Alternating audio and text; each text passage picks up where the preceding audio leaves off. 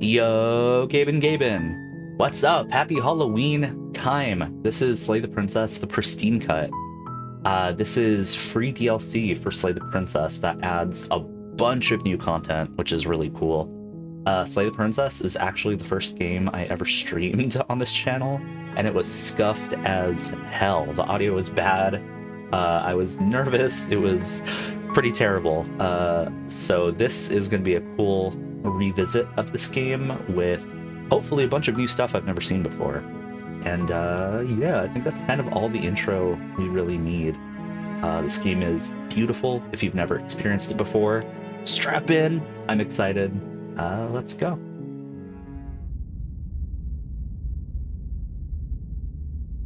The hero and the princess. You're on a path in the woods, and at the end of that path is a cabin. And in the basement of that cabin is a princess. A princess. You're here to slay her. If you don't, it will be the end of the world.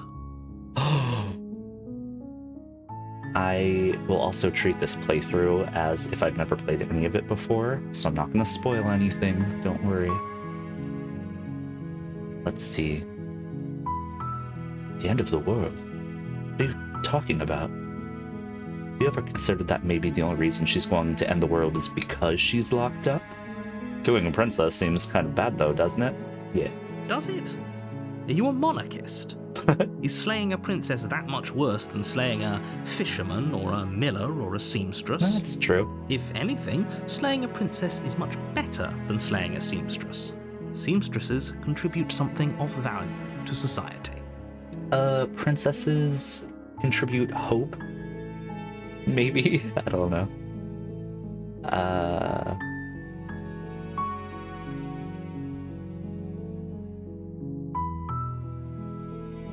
Yeah, have you considered that maybe the only reason she's going to end the world is because she's locked up? Huh? While I appreciate the mental exercise, we are running up against a bit of a ticking clock. Nevertheless, let me assure you, the princess is locked up because she's dangerous. She is not dangerous because she's locked up. Okay. And before you decide to waste even more of our time by asking how I know that, let me suggest a more pragmatic lens through which to view this situation. Causality doesn't matter here, because the end result is the same no matter what led us up to this point. If the princess leaves the cabin, the world will end, and there is no changing that. It's no use arguing semantics over a metaphorical chicken or egg, because the egg is hatched and it's about to ruin everything. All right. Unless, of course, you do your job and slay her. Well.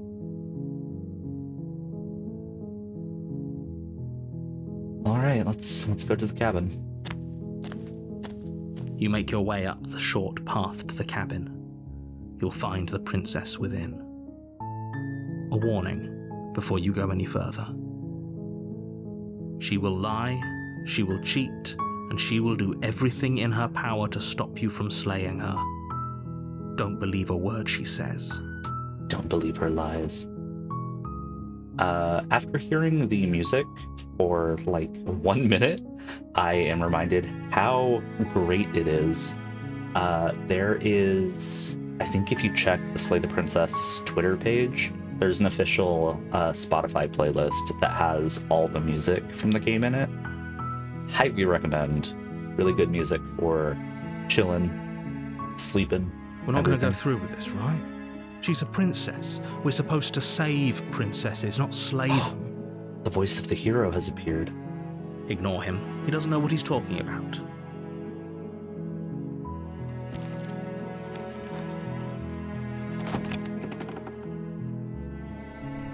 The interior of the cabin is almost entirely bare.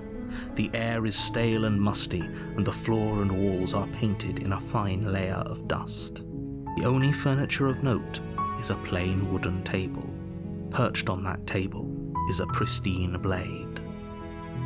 Pristine blade? The blade is your implement. My implement? You'll need it if you want to do this right.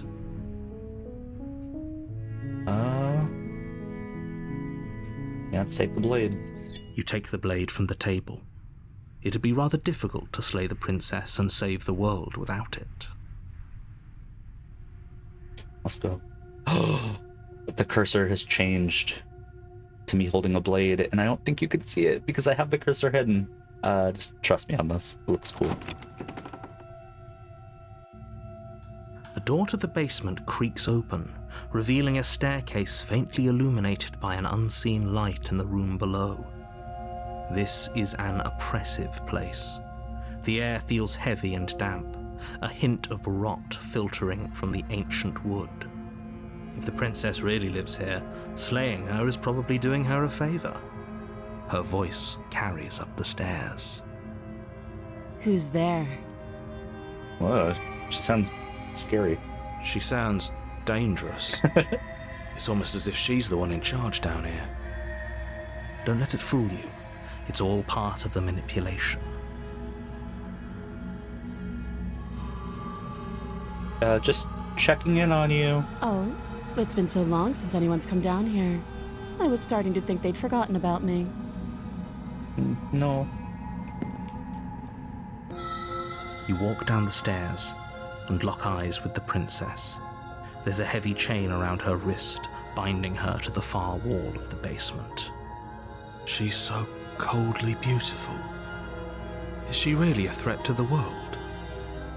Focus on the task at hand. And there you are.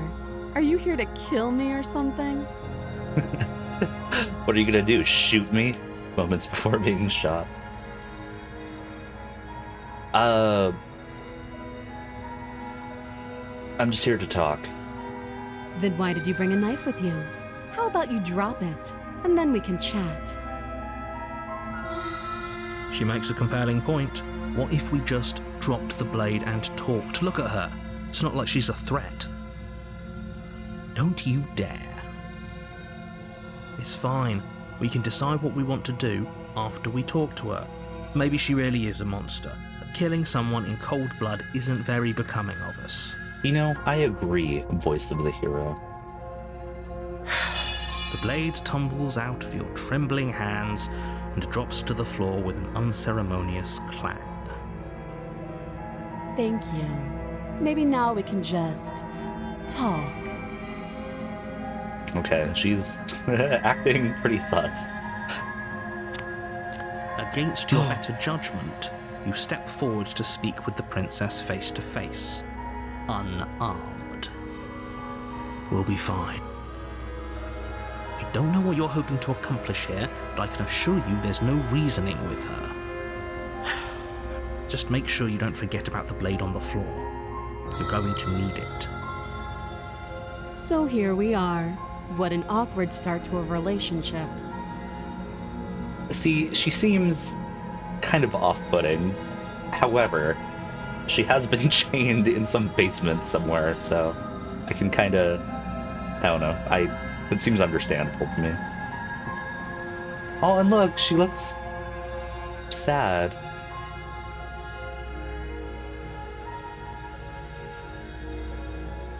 I'm here because you're supposed to end the world. Don't just tell her that. Why not?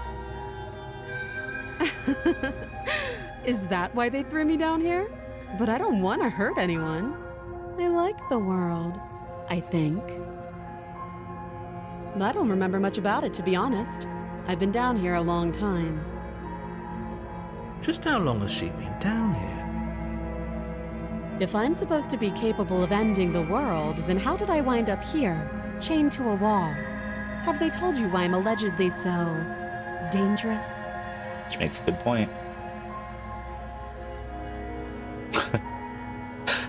I mean, sure, she looks evil, but she also looks pretty. Let's see.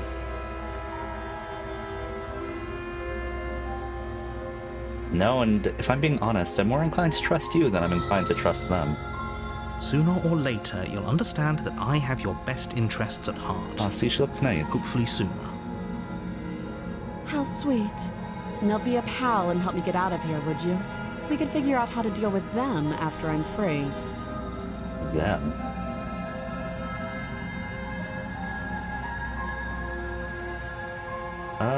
I still have a few more questions before I decide what to do. Fine. What do you want to know?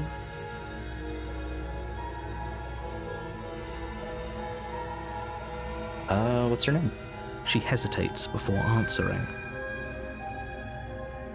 You can address me as Your Royal Highness, or Her Majesty.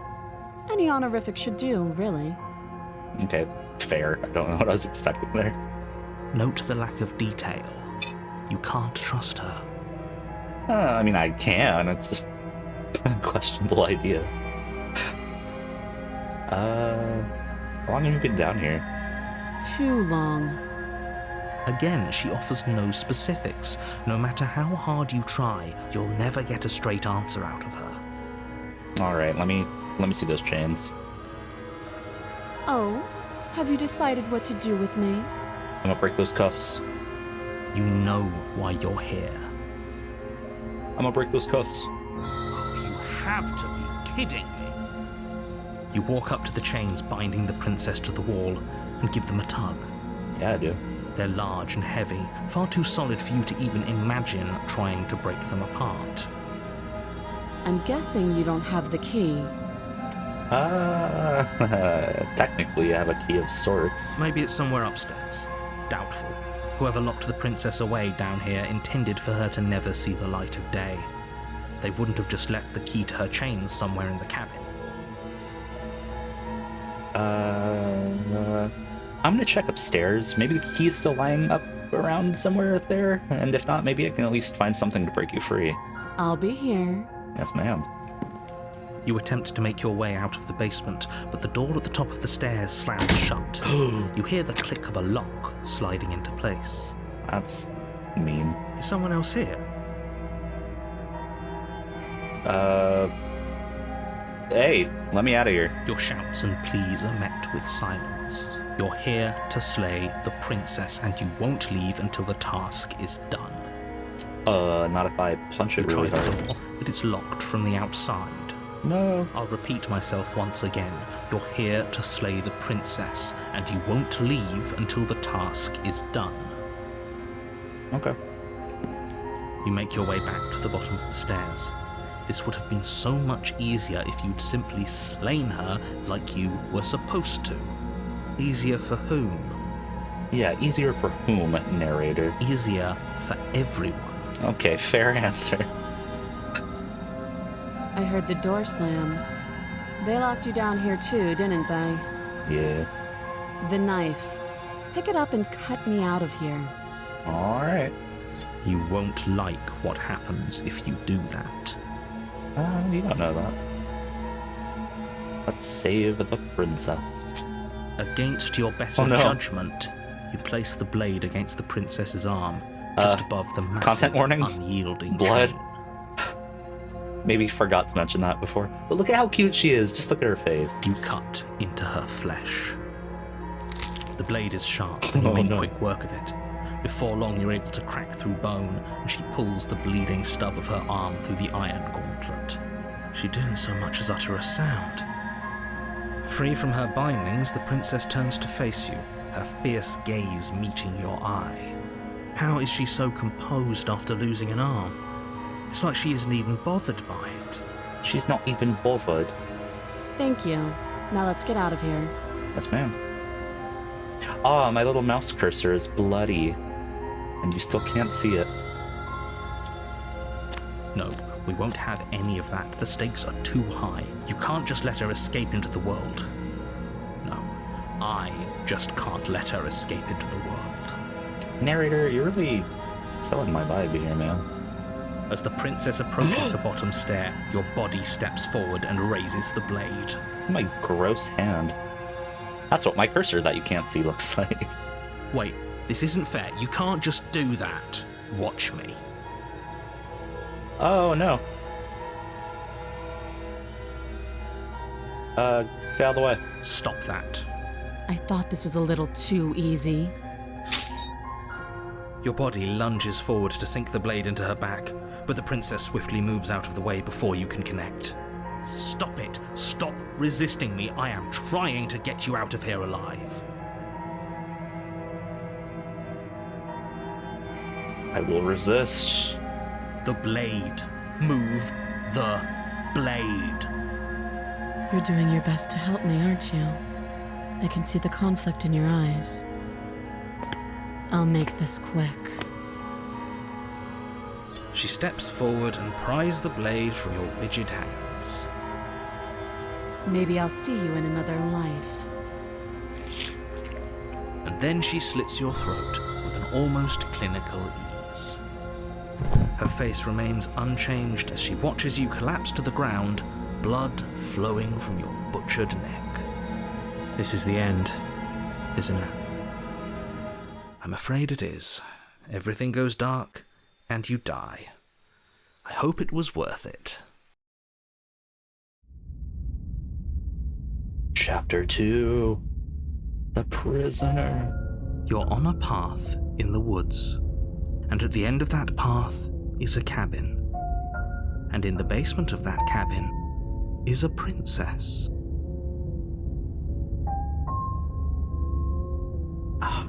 The music has changed, and it's still good. You're here to slay her. If you don't, it will be the end of the world. But I died. What am I doing here? I can assure you that you're not dead. And to answer your second question, you're here to slay the princess. I literally told you that a second ago. Don't forget what he did to us the last time around. Oh. I wouldn't trust a word out of his mouth. There's got to be a way out of here, for us and for the princess. We just have to keep trying. Thank you, voice of the skeptic. I'm inclined to agree. If he doesn't remember what happened last time, maybe it's best to keep it that way. You know I can hear you two, right? It's going to be a lot harder than you think to keep secrets from me.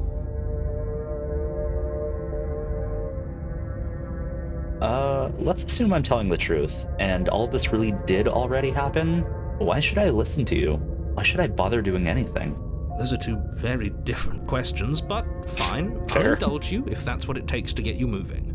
Let's say for a moment that this really is the second time you've met me, or at least a version of me. You died last time, which probably only happened because you didn't listen to me. The absolute irony. Well, that's one way to put it, I guess. You really don't remember what happened last time, do you? You practically forced the princess to kill us. Yeah. That doesn't sound like the sort of thing I'd do, which is honestly all the more reason for you to not buy into whatever self-delusions the three of you are crafting.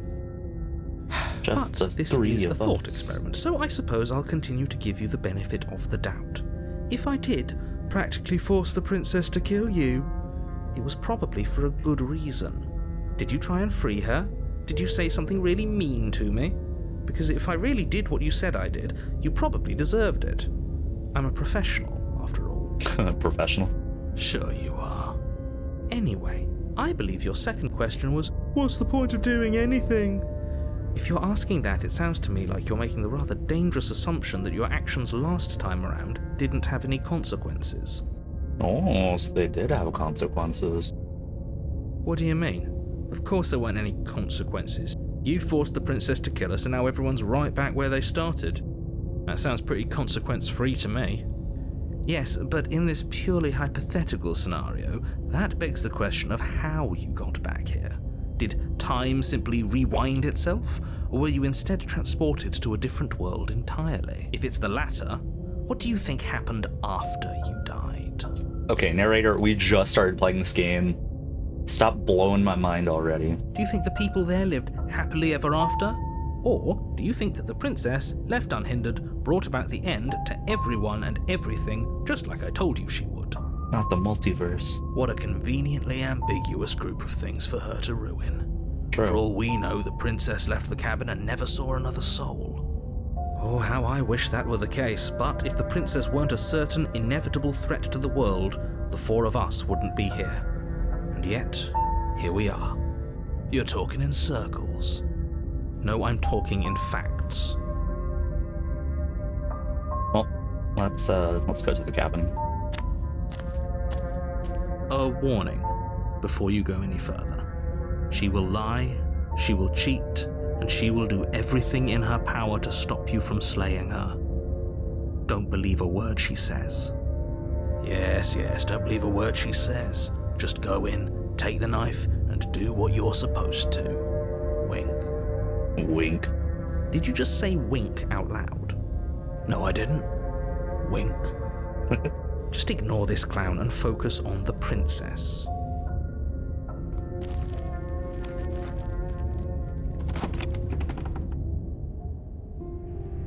The interior of the cabin is less a cozy woodland retreat and more like a dungeon. A few pathetic wisps of starlight attempt to illuminate the cold, uninviting stone walls, and thick, wrought iron bars barricade the windows, reminding anyone who enters that this is a prison. The only furniture of note is an iron table, bolted to the floor, a pristine blade perched on its edge.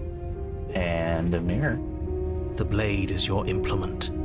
You'll need it if you want to do this right. Yeah, he didn't say anything about the mirror on the wall. He definitely did not. Does a mirror not count as furniture of note to you? Because it should. There isn't a mirror. There's a table, the blade sitting on the table, and the door to the basement. There's nothing else in here. There's definitely a mirror. There isn't. I think you know what we have to do.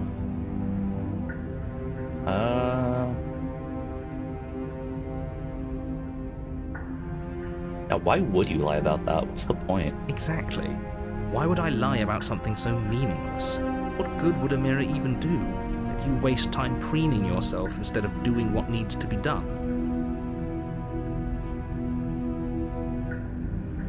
Yeah, let's look at the mirror. You walk up to the wall next to the basement door. It's a wall. There isn't much to see here. This really isn't funny. You reach forward and rub your hand against the cabin wall. I hope you know how ridiculous you look right now. But it was there a second ago. And now it's gone. If he doesn't want us to know about it, it must be important. We should keep our eyes peeled. Maybe it'll be back. Alright. I am not taking the blade. Let's just go into the basement. I'm afraid I'm going to insist we take the blade. We're in a dangerous situation, and I'm not letting us go down there without a weapon. Are you sure? She killed us with it last time. What if she turns it against us again? Yes, I'm sure, and I've already got a plan for that. Yeah, sure. Still with those past life delusions, are we? I hope part of that plan is don't give the world any monstrosity your only weapon, because unless you've decided to arm the princess, I don't think you need to worry about her having a weapon. Peachy. We'll be fine. Okay. I'm trusting you.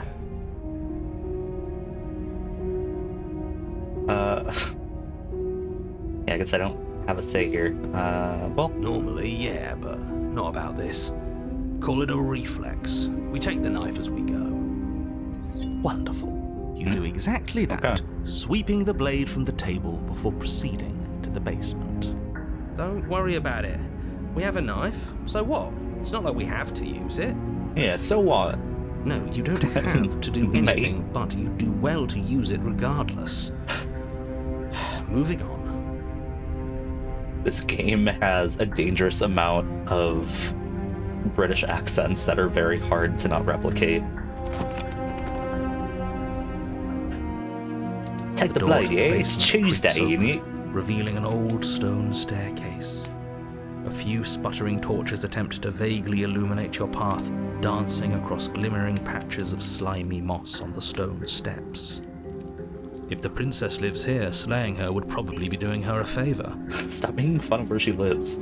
This is a nice dungeon, okay? Her voice, harsh but controlled, carries up the stairs. Is that a visitor I hear? Please, come downstairs. It's been a while since I've had company. Does she remember us? You walk down the stairs Aw, and she lock looks eyes cute. with the princess. She looks up at you, And has the more heavy chains. collar around her neck clanking loudly as she moves. The chains binding both her wrists to the far wall, joining the metallic chorus as she adjusts her hands in her lap. So much for cutting her out of here. Do you hear yourself right now? Cutting her out of here never should have been on the table. Have you noticed the empty chain on the wall? Odd that in a place where everything seems to serve a distinct purpose, there would be something so obviously useless. That was there last time too, wasn't it? It was. What an interesting development. Why don't you have a seat? The two of us should chat before you bury that thing in my heart.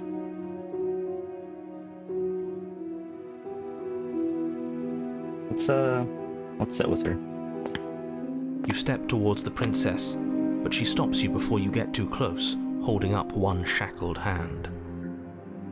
There's fine. I'd prefer we keep some distance until we've sorted this out. That's reasonable. We do have a weapon. Might as well put her at ease. Yeah, let's sit where we are told to sit. You do as she asks and sit on the floor, still a good distance away from her. Thank you. Now, what are your intentions for me?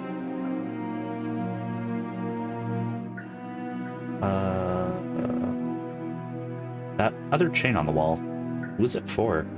I don't know, but you could always try it on. Maybe it'll fit. I hope I don't actually have to say this, but please don't lock yourself in chains. We need you ambulatory if you're going to save the world.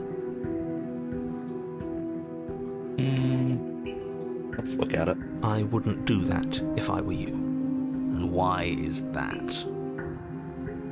Do I even need to explain myself? It's a shackle, and it's one without a key. Do you want to be stuck here like she is? And what? Is it going to lock the second we put our wrist into it? I don't know. Maybe it will. He doesn't want us to look at it. That's all the reason we need to investigate. But what if he's telling the truth? He isn't. I am. Against your better judgment, you approach the chain dangling from the far wall. The princess watches you with faux disinterest as you inspect it, though she can't fully hide her curiosity. I don't want to say what I'm supposed to say next. What is that supposed to mean? It sounds bad. Is it bad? Yes, it's bad. Come out and say it then. You're just wasting time. Fine. As you hoist the shackle, its heft shifts within your grasp, as if pulled by some odd magnetism. Before you can so much as blink, it practically leaps from your hands, snapping around your neck. And, as if your situation weren't bad enough, the same magnetism repels your blade, which is flung from your hand and sent skittering across the floor of the basement. This is a very inconvenient magnetism. Excuse me? Yes? Are we stuck here now? Looks like it. Oh, Yes. Prison of the mind. Huh, so it does fit. And I guess it doesn't like your knife. We're stuck here together, aren't we? That's funny. What are we supposed to do now? Can't even cut ourselves out. Guess we'll starve. That's horrible. It's not all bad. We learned a valuable piece of information. Not to touch things we're specifically told not to touch. No, that there's something special about this loose chain. It's clearly important. I don't think that's the most important thing right now. I mean, okay, so technically we have clothes and only like a shackle on our neck. You could disrobe and sort of use it to try to get the knife back. Yeah, we're stuck here. Yep. What do we do? Wait, I guess. Maybe something else will happen. Maybe not. Okay.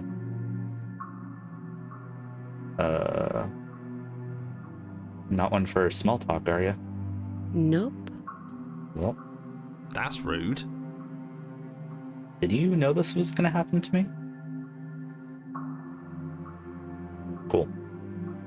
You and the princess wait in silence, though neither of you knows what you're waiting for. But you're waiting for something. You're waiting for anything. This is so boring. There must be something we can do to get out of here. There must be something we're missing. But there isn't. Time passes. It passes and passes and passes. And the basement of the cabin remains much the same. It is cold and silent. At least the world is safe. It isn't. You're stuck. Too far away from both the princess and your blade to do much of anything. But she's not ending anything. She's just sitting there. Yeah. Her very existence is a threat. It harms everything around it. How exactly does that work? It just does. But your line of questioning is interrupted by the passage of even more time. And after that, even more time passes again. And let me guess, the cabin remains the same. If time is passing, the cabin can't be the same. Even if the differences are small, they have to exist. That's just how things work.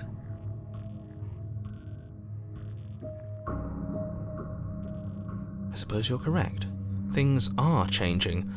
The differences are small at first, a bit of weathering here, a bit of erosion there, but then they get larger and larger.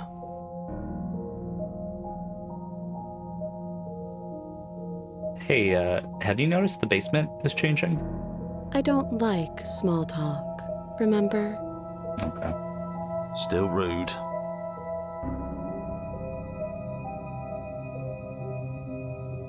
Look at this riveting You waiting continue to wait in gameplay. silence, and the cabin continues to change. The decay comes faster now. You can see earth through holes in the stonework, can watch lichen spread along the seams of the walls. Ooh, lichen. That doesn't make sense. Has our entire concept of time changed? What happened to starving? We should have died by now if the rocks around us are starting to erode. She hasn't starved. I guess she hasn't.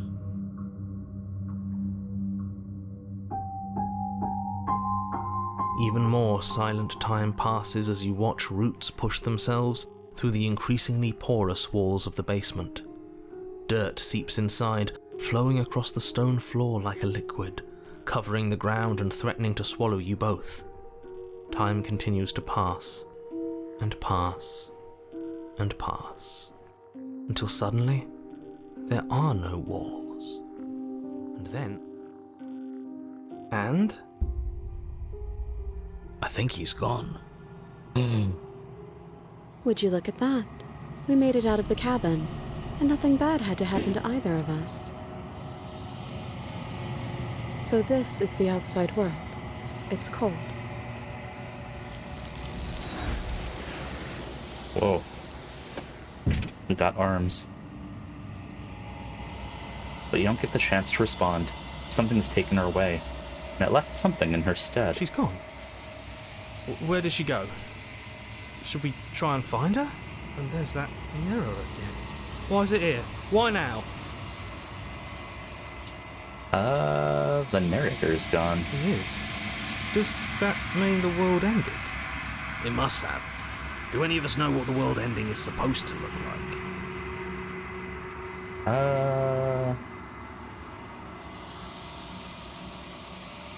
I think I'm supposed to look at the mirror. There's something dreadful about it.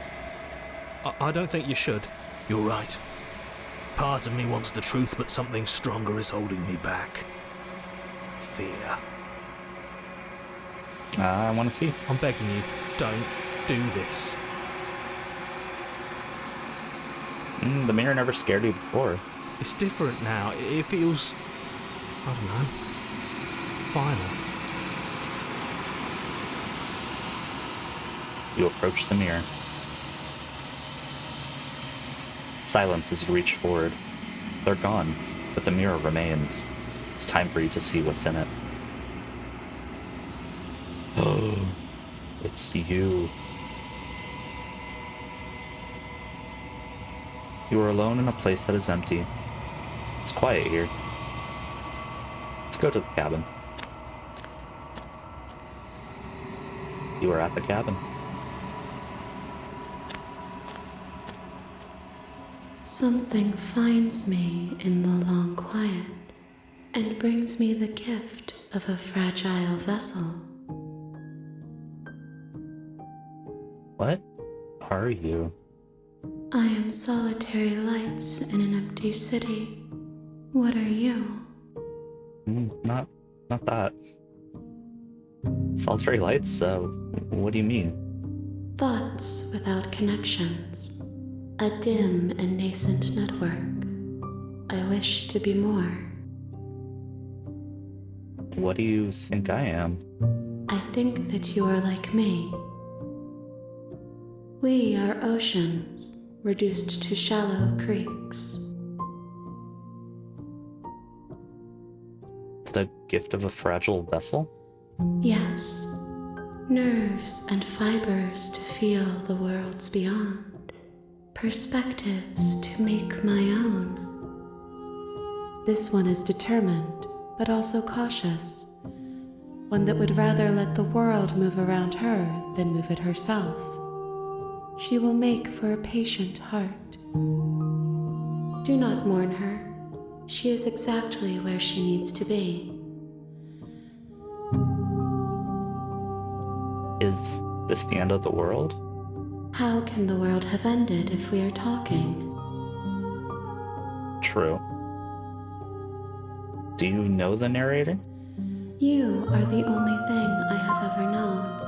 Oh. So we're childhood friends, huh? Okay. The space we're in is vacant. Nothing comes here but us. Are you what sent me to slay the princess? Are you what trapped me here? I have only just now stirred to consciousness. I could not have trapped you here, and I too yearn to be free. Do you know about the worlds beyond this place? I know only that they are. Are you the princess? She is part of me, and part of me is her. But were you always the princess, or are you just making her a part of yourself? You speak in circles. Does it matter where one thing begins and another ends? I suppose not. What happens now? Nothing, as we are. But I know that there are worlds beyond us, and that we are meant to reach them. There is no exit, but this vessel is a creature of perception. She can make you forget, if only you believe her to be able to. Bring me more perspectives, so that I may be whole, and perhaps then we will know our freedom.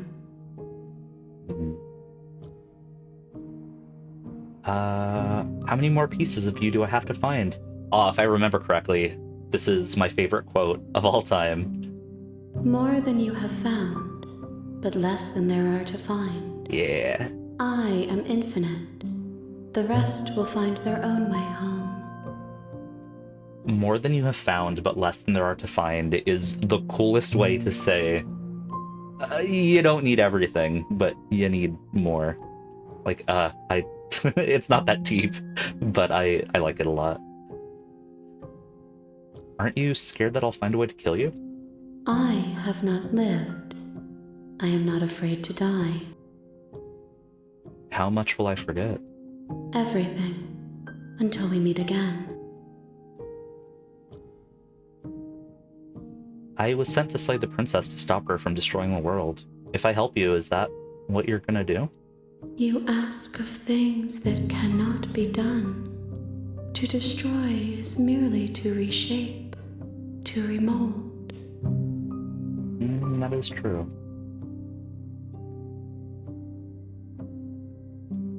You're being semantic. What are you gonna do if I help you? How can I know? I am flickers in something sprawling and unilluminated. And what if I don't let you do this to me? Then we will be here forever, as we are now. Unfinished, dry, hollow.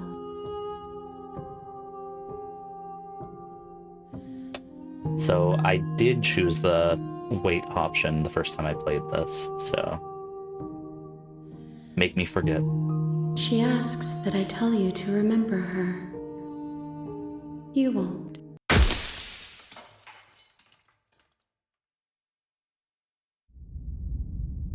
Chapter 1. You're on a path in the woods, and at the end of that path is a cabin. And in the basement of that cabin is a princess. You're here to slay her. If you don't, it will be the end of the world. Can skip previously seen dialogue by hitting tab. Okay.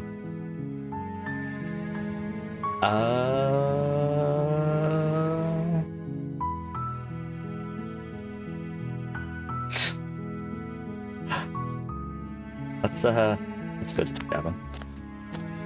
You make your way up the short path to the cabin. You'll find the princess within. A warning before you go any further. She will lie, she will cheat, and she will do everything in her power to stop you from slaying her. Don't believe a word she says. We're not going to go through with this, right? She's a princess. We're supposed to save princesses, not slay them. Ignore him. He doesn't know what he's talking about.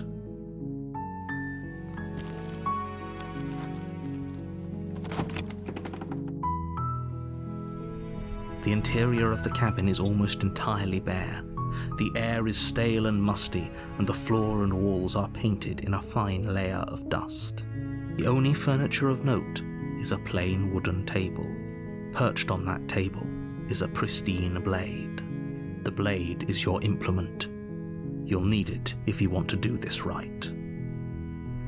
So, I said I was going to do everything different than what I did last time, but I remember one ending that I really liked, and I kind of want to see if it changed or anything, so I'm going to do this one. Let's go. The door to the basement creaks open, revealing a staircase faintly illuminated by an unseen light in the room below. This is an oppressive place. The air feels heavy and damp, a hint of rot filtering from the ancient wood. If the princess really lives here, slaying her is probably doing her a favor. I love and hate how they always rag on her living conditions. Her voice softly carries up the stairs. Hello? Is someone there? It's hypnotizing. It's the kind of voice you only have to hear once to remember it for the rest of your life. Don't let it fool you. It's all part of the manipulation. You're playing a dangerous game by coming here unarmed.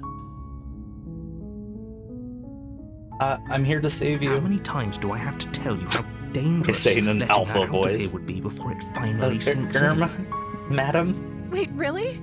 You're here to rescue me? I was starting to think I'd be stuck down here forever. She sounds so nice now. Come downstairs. I want to see the face of my rescuer. You walk down the stairs Aww. and lock eyes with the princess. There's a heavy chain You're around so her wrist, cute. binding her to the far wall of the basement. She's beautiful. How could someone like this be a threat to anyone? I am begging you to stay focused. There's a lot riding on you here. Hi. I can't believe you're Hello. here. I've been waiting for something like this to happen forever. I hope you brought something to deal with these chains. Don't do it. If she gets out of those chains, we're all one step closer to the end. Ooh, the end is capitalized. You can't see that because my big ol' head is in the way. I'll see what I can do. You're only making this more difficult. Thank you. Thank you. You're making a huge mistake. No, you're doing the right thing. You walk up to the chains binding the princess to the wall and give them a tug. They're large and heavy, far too solid for you to even imagine trying to break them apart. I'm guessing you don't have the key? No. Maybe it's somewhere upstairs. Doubtful. Whoever locked the princess away down here intended for her to never see the light of day. They wouldn't have just left the key to her chains somewhere in the cabin. So I know I probably can't go upstairs, but I'm gonna check so you can see that I checked. Okay, I'll be here. Good luck. Thanks. You attempt to make your way out of the basement, but the door at the top of the stairs slams shut. You hear the click of a lock sliding into place. Is someone else here? You try the door, but it's locked from the outside. You make your way to the bottom of the stairs. This would have been so much easier if you'd just taken the blade like you were supposed to. Easier for whom? Easier for everyone. Look at the mess you're in. I heard the door slam. They locked you down here too, didn't they? There's a slight panic rising in the princess's voice. If I could just get out of these chains, I know we could force our way out of here together. She barely hesitates before raising her arm to her Cute. mouth, her teeth tearing through her limb with the determination of a trapped wolf. As she rips her flesh from her bone, a sound comes from behind you, the clang of bouncing metal. It's the blade from upstairs. You're not sure how it made its way down here, but if there's a time to strike, it's now. Or we could use it to free her. You won't like what happens if you do that. Yeah, let's save her. Fine. Against your better judgment, you place the blade against the ragged, self-inflicted wound on the princess's arm, just above the unyielding chain binding her to this place. I like the barbecue sauce she has on her mouth. You cut into her flesh.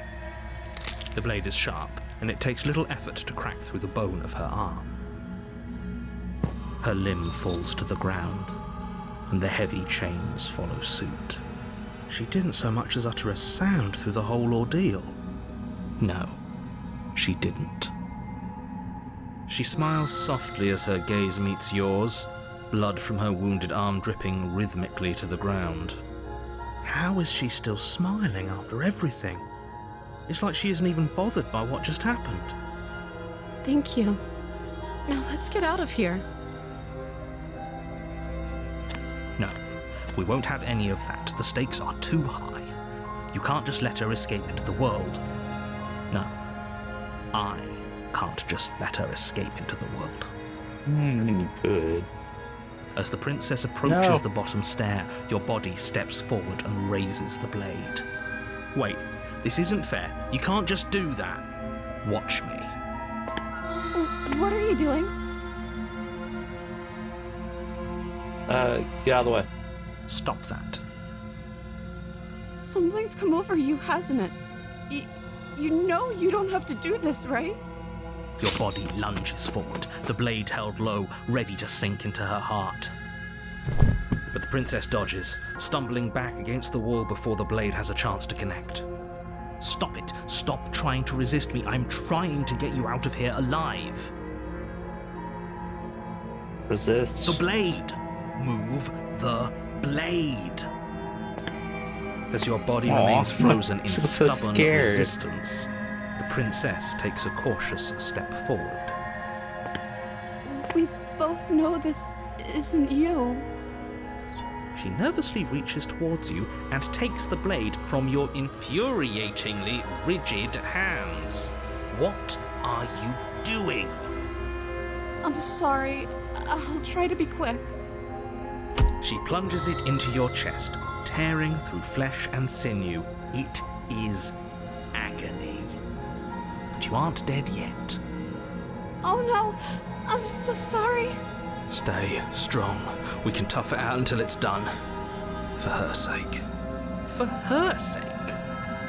Don't you start pretending that dying a painful death is some sort of heroic gesture. The two of you have literally doomed everyone. Whatever. She sinks the blade into your chest again and again and again, and you feel every inch of burning pain that slices its way into your body. I'm sorry. Oh no. She doesn't know how to use a knife, does she? I mean, it's working. Apparently not, though it doesn't matter how sloppy her blade work is, does it? Yeah, see? A stab wound is still a stab wound. It won't be long before you bleed out. I'm so sorry. With one last thrust of the knife, your legs give out beneath you. You collapse to the floor, your blood pooling around you, your limbs unresponsive. The princess stares down at your ruined chest as tears carve rivulets of pink down her blood-spattered cheeks. It can't just end like this, right? Oh, that's rich coming from you. As much as I'd prefer for things to have gone differently, I can't deny the reality of what's happened. The two of you made your choice. It's over. Everything goes dark. And you die. This is the ending I wanted. You're on a path in the woods, and at the end of that path is a cabin. And in the basement of that cabin is a princess.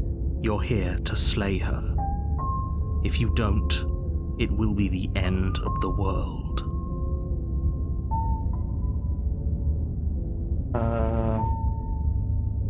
Oh, you bastard. You're in for it now. I'm wise to your tricks. My tricks? What on earth are you talking about? We just met for the first time. If he doesn't remember what happened, then maybe it's best to keep it that way. Yes, he didn't approve of us last time, did he? If we're going to save our beloved, we'll have to be sneaky about it. Oh, the voice of the smitten is my favorite character. He's so chauvinist and dashing. I love him. Our beloved? Yes, you'll have to be very sneaky about your intentions if you're going to try and save the princess. Ah, so all of the cards are on the table. Then you should know that we and the princess are in love, and the four of us will be foiling any and all assassination attempts you've got in the works. Yeah. We'll see about that. Whatever you do, just be sure to ignore him specifically. It sounds like he's the sort who'd sacrifice the whole world for a peck on the cheek. I mean, a peck on the cheek would be pretty cool. What can I say? A world without love is a world that isn't worth saving. I fully agree, voice of the smitten. Let's go. Yeah, let's go. A warning before you go any further. She will lie, she will cheat, and she will do everything in her power to stop you from slaying her. Don't believe a word she says. Okay. We already told you we're not playing along with your little game. It's your lies that can't be trusted. Her beauty is the only thing in the world we can believe in. I think we've already been over this. I'm pretty sure he just likes the sound of his own voice. I mean, I like the sound of his voice. I do, but I also I speak do. from the heart. My passions are too great to be stifled. They must be expressed. Sure, yeah, your passions are strong and all, but not everyone needs to hear them. Some things are better kept quiet. Don't pay their bickering any mind. Focus on the task ahead. Okay.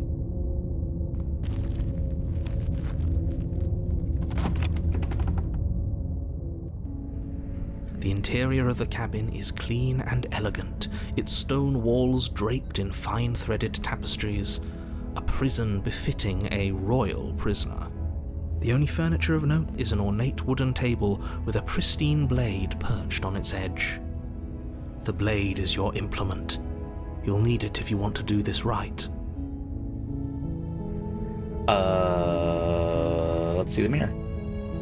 You walk up to the wall next to the basement door. It's a wall. There isn't much to see here. What are you talking about? This isn't a wall. It's a mirror. Or at least it'll be a mirror once we wipe off that layer of grime. You reach forward and rub your hand against the cabin wall. I hope you know how ridiculous you look right now. But there was a mirror a second ago, and now it's gone. Pity. We could have a feather out of place, and now we'll never know. We can't gallantly sweep her off her feet if we have a feather out of place. Yeah. Can't have a feather out of place. Yeah, we are fully smitten. I am not taking that blade. I think this is my The favorite door to the basement version of the creaks song. open, revealing an intricate stairwell. Gold-trimmed carpet glimmers in the light of the torches positioned along the walls.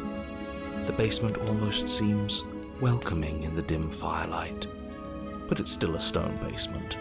If the princess lives here, slaying her is probably doing her a favor. This is the nicest this can look, okay? A soft voice carries up the stairs. Hello? Is someone there? Yes, my love. Her voice. It's somehow even more beautiful than last time. I can hear wedding bells already. It'll be a large wedding, of course. Both your and my family.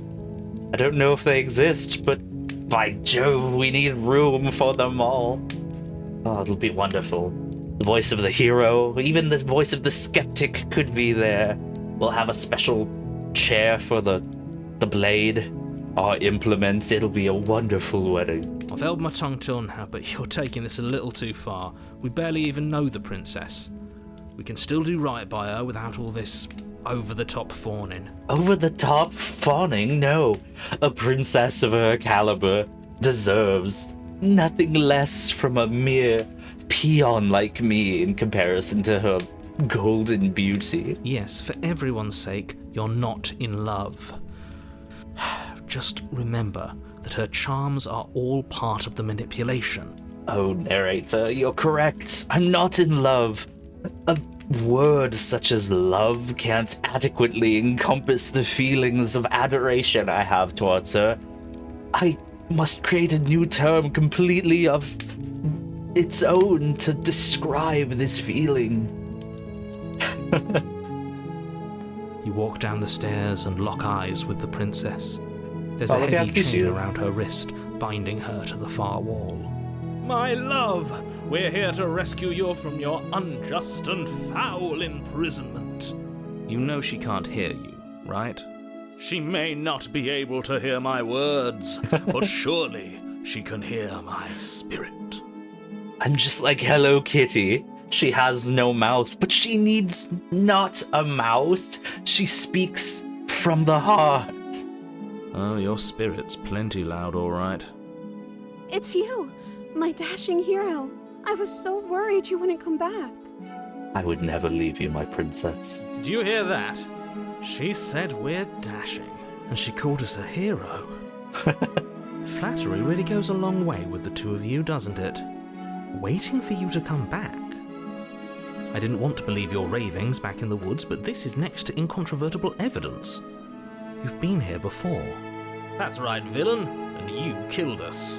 Well, she killed us. Only because he made us try and kill her. It was self-defense. Our beloved's hands remain unstained by cruelty. And you've died before. So an entire world has been damned to oblivion. I'd really hoped I'd be the first, but what's done is done. What matters is you have a chance to do it right this time. We damned a whole world, but everything reset. Nothing resets, you're just somewhere else. You can't keep hopping between worlds forever, especially not without leaving a trail of incomprehensible I mean, Skippy there, narrator. Sorry. I didn't bring a knife. Do I have to cut you out again? I'm okay with whatever you come up with. You can cut my arm off again. We won't be laying a finger on her perfect wrists, and indeed, we won't even have to. Do you see how dainty her hands are? We'll be able to slip her right out with no harm done. What? No, she's a prisoner here. You can't just slip her hand through the chains. Why are you two arguing over the logistics of slipping her hand out of her shackles? She just said she'd be okay with any idea we came up with. Am I the only one here who thinks that's weird? I mean, not really. She's trying to escape. She didn't care last time. Why should she care this time? That's our stoic, smiling angel. No, you're right. It's extremely bizarre behavior and further evidence that she's a monster who's not to be trusted. So go ahead and slay her. Does she look like a monster?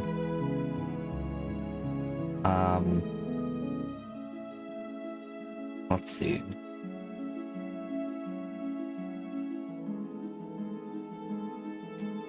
I'm sorry about what happened last time. The narrator who sent me here to kill you took over my body. It was extremely unfair. If another version of me was pushed to such drastic action, it was for good reason. That's okay. You were just doing your best, and that's all that matters. She's so nice. She took that in stride. To a surprising extent. An almost unsettling extent, actually.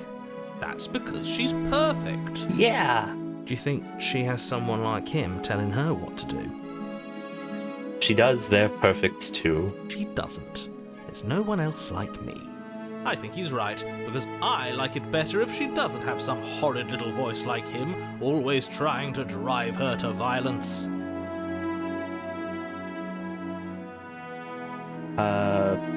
You killed me last time and it hurt a lot. Why did you do that? I'm sorry. Didn't you want me to? Kinda. Did we? We warned her of the cruel forces seizing our body. That's practically telling her to kill us.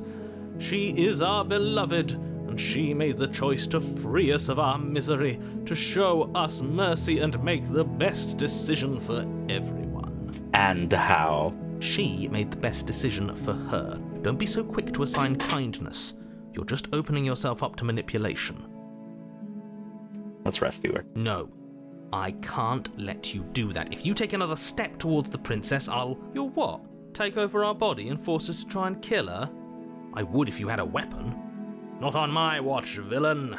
My passions contain titanic depths, and if you try anything that might harm our dearest, I will end our life without a second thought. You wouldn't. Oh, I would. I would. I'd listen to him if I were you.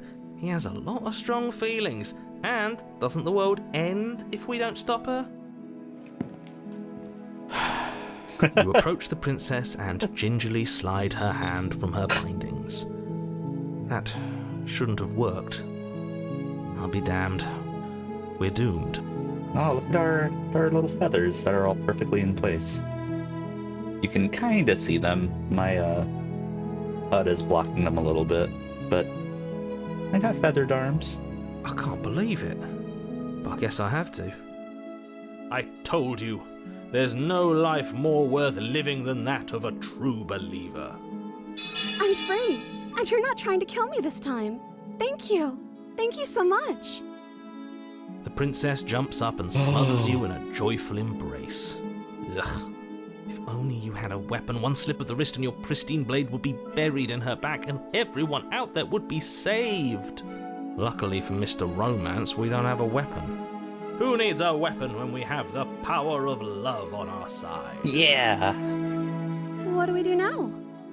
Whatever you want. What do you want to do? Let me guess. End the world? Spoken with the rank cynicism of someone who has never felt love in his heart. I don't actually know. Nobody's ever asked me what I wanted before. She doesn't even know what she wants. You may have had her all wrong. What if this whole thing is just a misunderstanding? What if she doesn't want to end the world? You're so gullible. Is the only thing you've ever doubted the actual truth? I think I want to leave. And I think... The princess closes her eyes in deep reflection. And then she shrugs. I don't know. What do you want to do?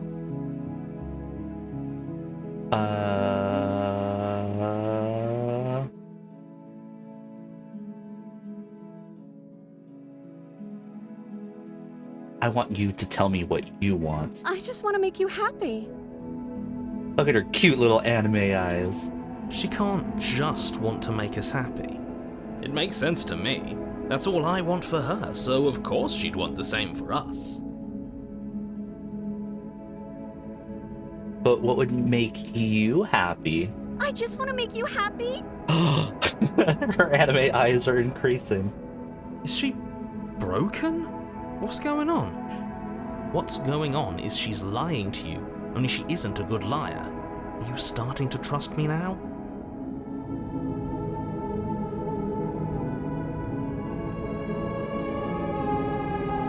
You have to want something more than just making me happy.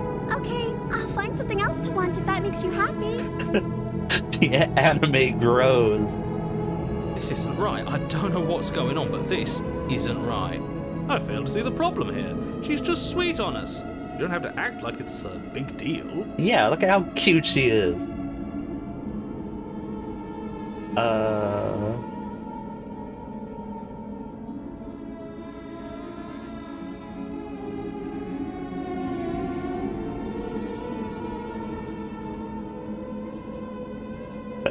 There's so many good options here.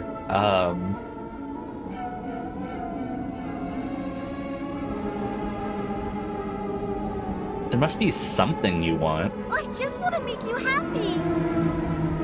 Is it just me, or Okay. does it feel like we're alone right now? Like we're the only ones here? Oh no! Okay, well we got full anime ending. That's all anyone could have asked for. You didn't get a chance to ask another question, nor will you ever. It's time for you to leave. Memory returns. She was our perfect match. She's gone. Where did she go? Should we try and find her? And is that a mirror? Why is it here? Why now?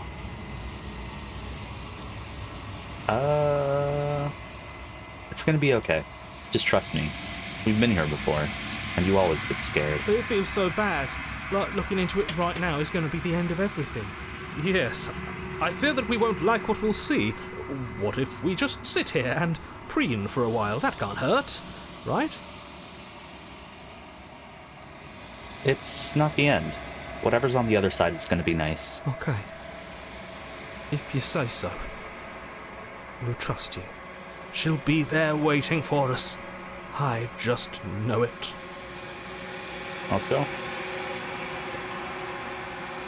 You approach the mirror. Silence as you reach forward. They're gone again. The mirror always makes them leave, but you need to see what's in it.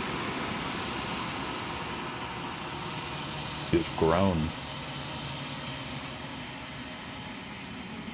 You find yourself in the long quiet once again. You're at the cabin. Flickering lights and empty cityscapes become pockets of vitality and movement. I am more than I was before. Whenever you are ready, I will wipe your slate clean once again.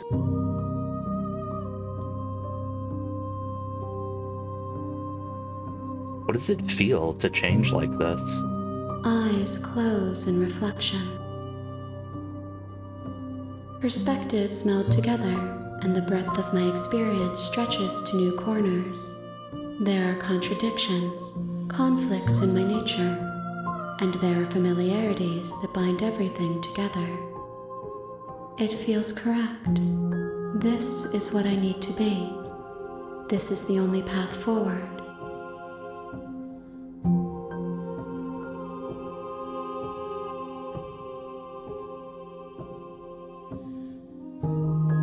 When this is all done, do you know what you want to do?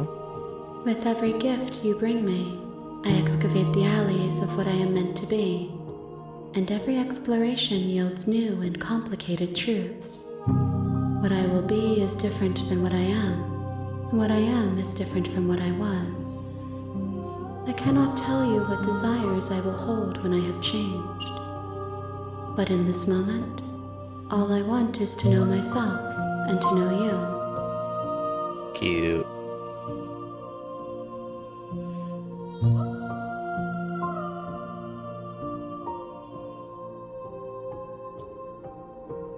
You have been kinder to me than anyone else I've met. Thank you. Why wouldn't I be kind to you? You are the only thing I know that isn't me.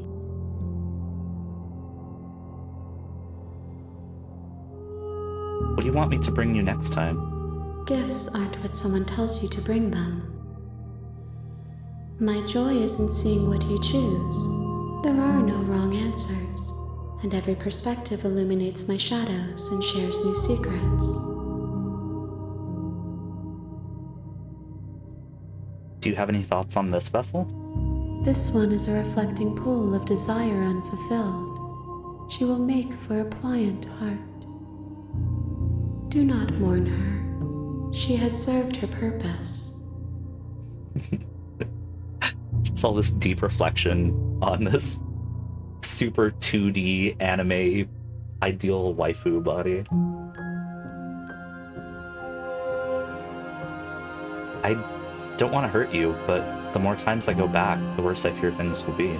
The vessels are shaped by memories of you, but their impulses are drawn to the edge of the long quiet. To them, you are a gate to something more, and any hurt you've caused them is understood as a fair price for freedom. But they are only thoughts and perspectives. They are not me. The wounds they've suffered carve texture around my heart. Without them, I would be as I was before. I would be alone and without sensation. I could not feel the joy of having you by my side, for I would not know your absence.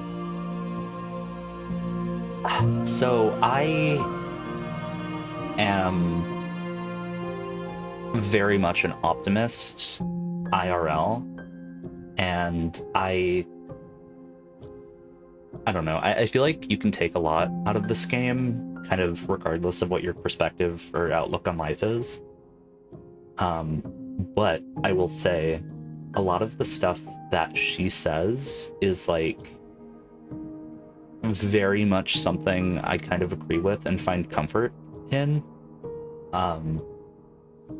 Sort of just like the idea that even the pain and difficulty that you see in life is something that just like gives your soul texture of sorts is like really comforting.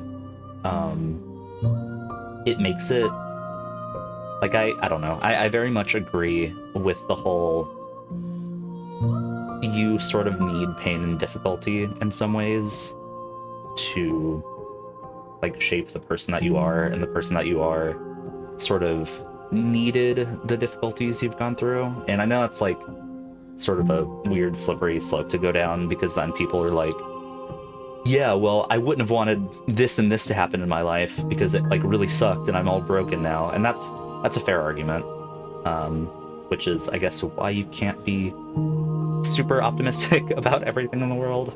But I feel like it's much easier to be cynical and pessimistic in the world. And so if you are given a handout that guides you into optimism, usually more often than not, I would recommend that you take it. With that being said, let's continue.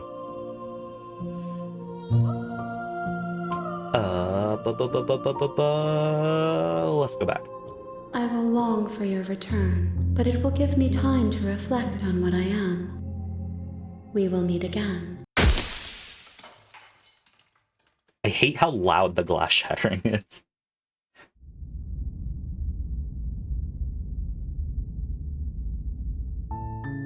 You're on a path in the woods, and at the end of that path is a cabin.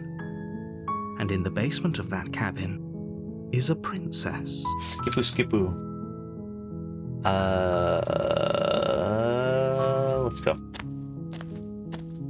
You make your way up the short path to the cabin. Skipoo, skipoo. All right.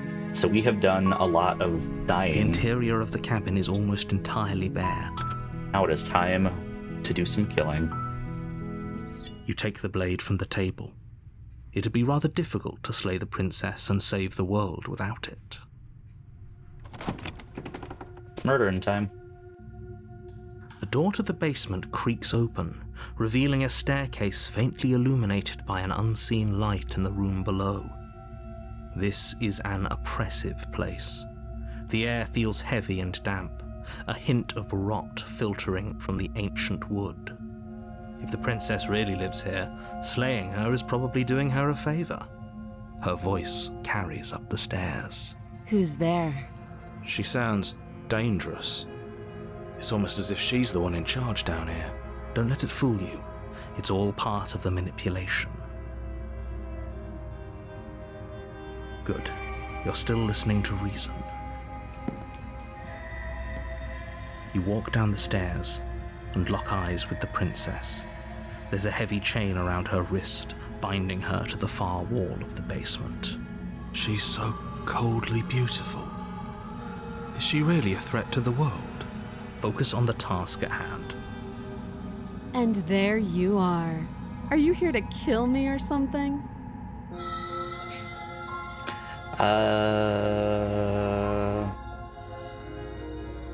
Yeah.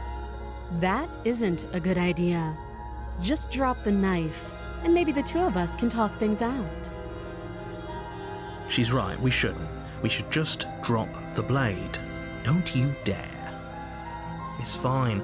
We can decide what we want to do after we talk to her. Maybe she really is a monster. But killing someone in cold blood isn't very becoming of us. Let's tighten that grip. You ignore the trembling in your hands. Oh no, she looks scared. Tighten your grip on the blade. You poor thing. Your hands are shaking. Are you scared of me? Because you should be. Those are just words. You step forward, your grip on the blade tightening as you steel your resolve. Oh? No talking then? Fine. What even makes you think you can kill me? I'm probably chained up in this basement for a reason, right? And if that knife is the only weapon you have, you'll have to get close enough to use it. So, you should just drop it. Best not to risk finding out what I can do. She's unarmed. If you hesitate now, it'll be too late. End this.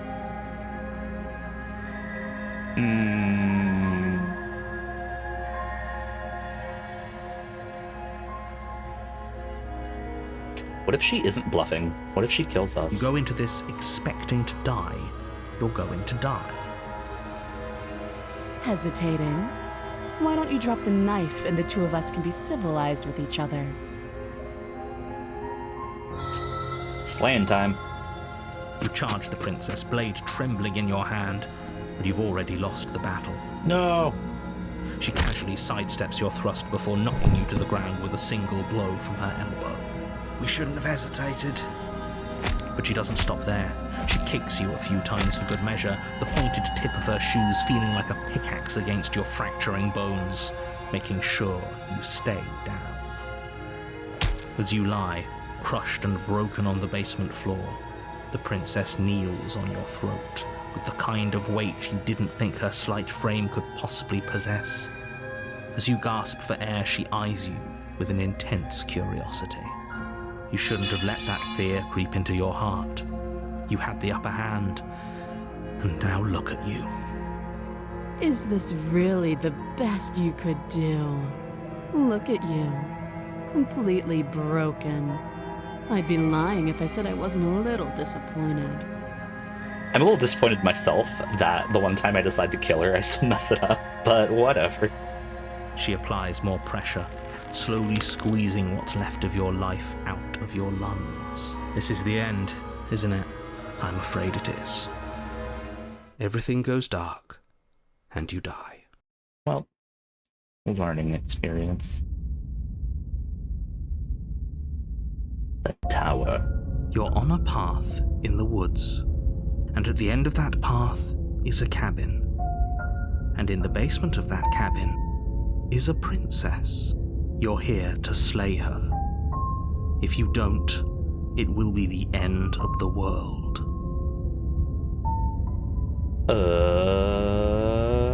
Let's go.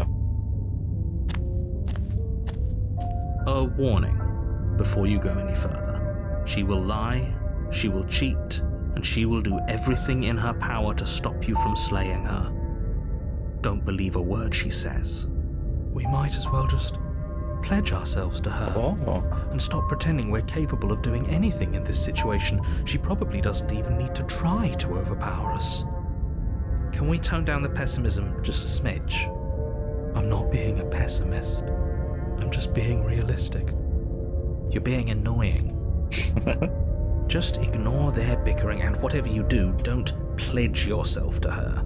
I cannot stress enough how absolutely catastrophic that would be for everyone, yourself included. I agree. If she's wrongfully imprisoned, then we should rescue her, but if he's telling the truth, we shouldn't just hand her the world on a silver platter.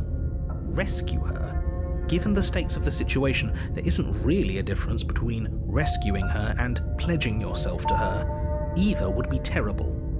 So please try to ignore both.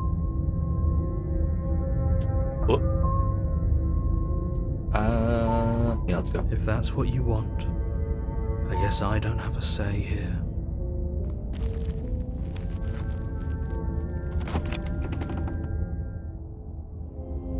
The interior of the cabin is larger and more grandiose than its humble exterior would suggest. The only furniture of note is a massive marble altar with a pristine blade perched on its edge. The blade is your implement.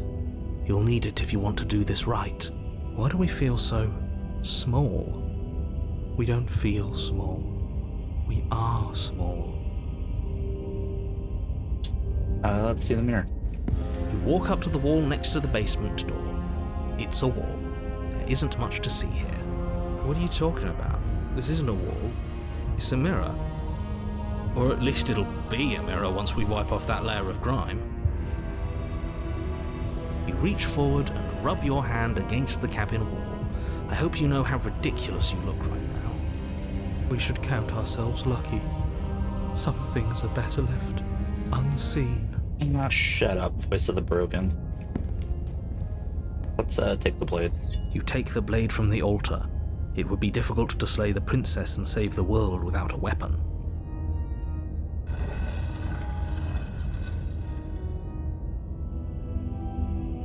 The door to the basement creaks open, revealing a spiral staircase. Its steps almost as deep as you are tall. The smell of incense drifts up from below. For a moment, you almost feel at ease. This is actually kind of nice. This is like the one time I usually agree with the narrator, and I don't like this place. It's still a stone basement. If the princess lives here, slaying her is probably doing her a favor. Yeah. Her booming voice rolls up the stairs. Is that a guest I hear? Don't linger on the stairs. Come down and witness me. Well, that's horrifying. You weren't kidding when you said it was booming. She wasn't like this last time. We need to get down there. She wants us to see her. We need to see her. Should we be worried about your sudden change in attitude? Just a few minutes ago you were going on about how pointless everything was. Now you want to go down there. It doesn't matter what that little voice says. He's not the one making the decisions. Though if his ramblings get you to the princess, they get you to the princess. Making your way down the spiral staircase is a time-consuming and exhausting effort, every step requiring you to clamber over one edge before dropping to the next. But soon the end comes into view, and you tumble to the bottom, entering the vast, temple-like room beyond. The princess towers over you, almost glowing in the weak starlight, her figure framed by a stained glass window.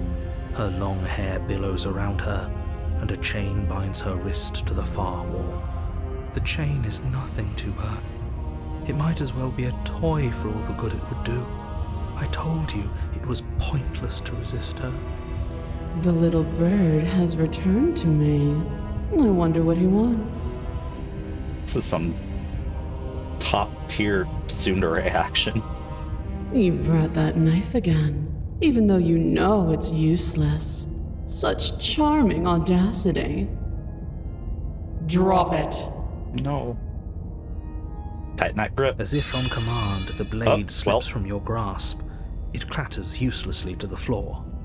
But we didn't drop it. We decided to grip it tighter, remember? Are you really just going to let that happen to us? I have a duty to report facts as facts, and the fact is that you dropped the blade. Well, Of course we dropped it. She's so much more than us. You wouldn't understand what it feels like to be in her presence. Oh, I understand what's going on, and you'd better snap yourself out of it. Kneel. okay. No. Oh, are you still trying to defy me? I said kneel. My name's not Neil. And your knees hit the floor. That's my good little bird. Now, why don't we talk? I'm not Rick. The last time we met, you couldn't even scratch me. And yet here you are again, trying to succeed where you've already catastrophically failed. Man, I just noticed her leg is like jutting out pretty far. Just doing like a Polnareff pose from JoJo. What draws you back here beyond the empty halls of death? Speak. The last time we met, nobody should have met her before this. You should be the first. You're the only one I'd trust to deal with her. Then you shouldn't have trusted us. There was nothing we could do to stop her then, and there's nothing we can do to stop her now. He's being melodramatic, but yeah, we've been here before, and she absolutely destroyed us. What are we even supposed to do to stop her? That's worrying. Whatever you do, don't tell her why you're here. It's best not to give her any ideas. No. Perhaps you need another lesson in submitting to your betters. Pick up that needle. Do it. It's what she wants. No objections here. I don't know what she's planning, and I don't like that we don't know what she's planning, but we might as well pick up the blade. As your eye falls on the blade, you feel a weight. Some divine hand that sits unperceived by your senses, but that manages to push you towards its desires like an unseen puppeteer. Oh. Well, I only have one option. You reach forward and grasp the blade. Stand. This one's easy. See? This isn't so bad. Okay, yeah. We can do that. We were probably going to stand anyway. Stop making me do things. You can feel a creaking tension between body and will as you slowly rise to your feet, like two foes forced into an unhappy truce. The princess eyes you with soft contemplation. The moment seems to last a lifetime, the silent anticipation of what's to come dragging out the long, painful seconds. But all silences are broken eventually. To define me is to claim we stand on level ground. We do not. You are quiet shadow, while I am brilliant radiance. Take that knife in your hand and slit your throat. No. What? You don't have to listen to her. You're armed. Just steel your nerves, step forward, and end this. Oh, we'll end this all right. Your hand lifts the blade and brings it towards your throat. Okay, I apologize for the unclear language. End her. Slay the princess. Oh, I can't resist. Your body is sluggish and unresponsive, actively fighting against you, but you do your best to stagger forward. One step at a time, you move towards the princess. Slitting your throat would have been a mercy, but it seems you're in need of a harsher lesson. Plunge that knife into your lungs. I'm sorry. Don't. As you take another step forward, the blade digs into your ribs, slicing through flesh with ease. It somehow feels like an entirely natural thing to do, while the simple act of walking has become an arduous impossibility. Then it slides back out, the wound burning as a small hiss of air escapes through the fresh orifice. Blood fills your lungs. Now, do it again. Keep doing it until I give you permission to stop. Those are just words. You don't have to listen to her. It's what she wants. You, heroic one, what are you doing? Don't just let this happen. Stop him from killing you. I'm on it. Your other hand locks around your wrist, struggling to keep it from perforating vital organs. but the blade still flails towards you, managing to slice bits of skin that prop to the floor to join the growing pile of blood and gore beneath you. Despite the pain, you manage to keep yourself in one piece. One piece. At least for now. What a pitiful display. A wounded little bird thinking it can defy a god. It doesn't have to be like this. It doesn't have to hurt so much. You can choose a gentle end. You can choose to leave that punctured vessel for the next. Slay the princess. Or you can pathetically struggle against yourself until the floor of this temple is painted with the bloody impressions of your futility. Yeah, I'm doing a lot of self-stabbing here. You continue to approach the princess, even as the repeated gouges of your blade expose bone and muscle to the open air of the basement. You know, this would be a lot easier if you gave us a hand. My influence only goes so far, and I can only juggle so many things at once. The best I can do right now is to continue to drive you forward. Believe me, this whole ordeal would be so much easier if I didn't have to contend with free will. You're the one making things difficult. You're the one making us hurt. She doesn't want to hurt us. She's just doing what she has to. Stop. As you finish crossing the room, you fall to your knees at the princess's feet, your chest heaving as your blood pools in the crevices of the stone floor, the coppery taste coating your throat. The princess kneels down, lifting your chin with her finger as her face lowers to yours.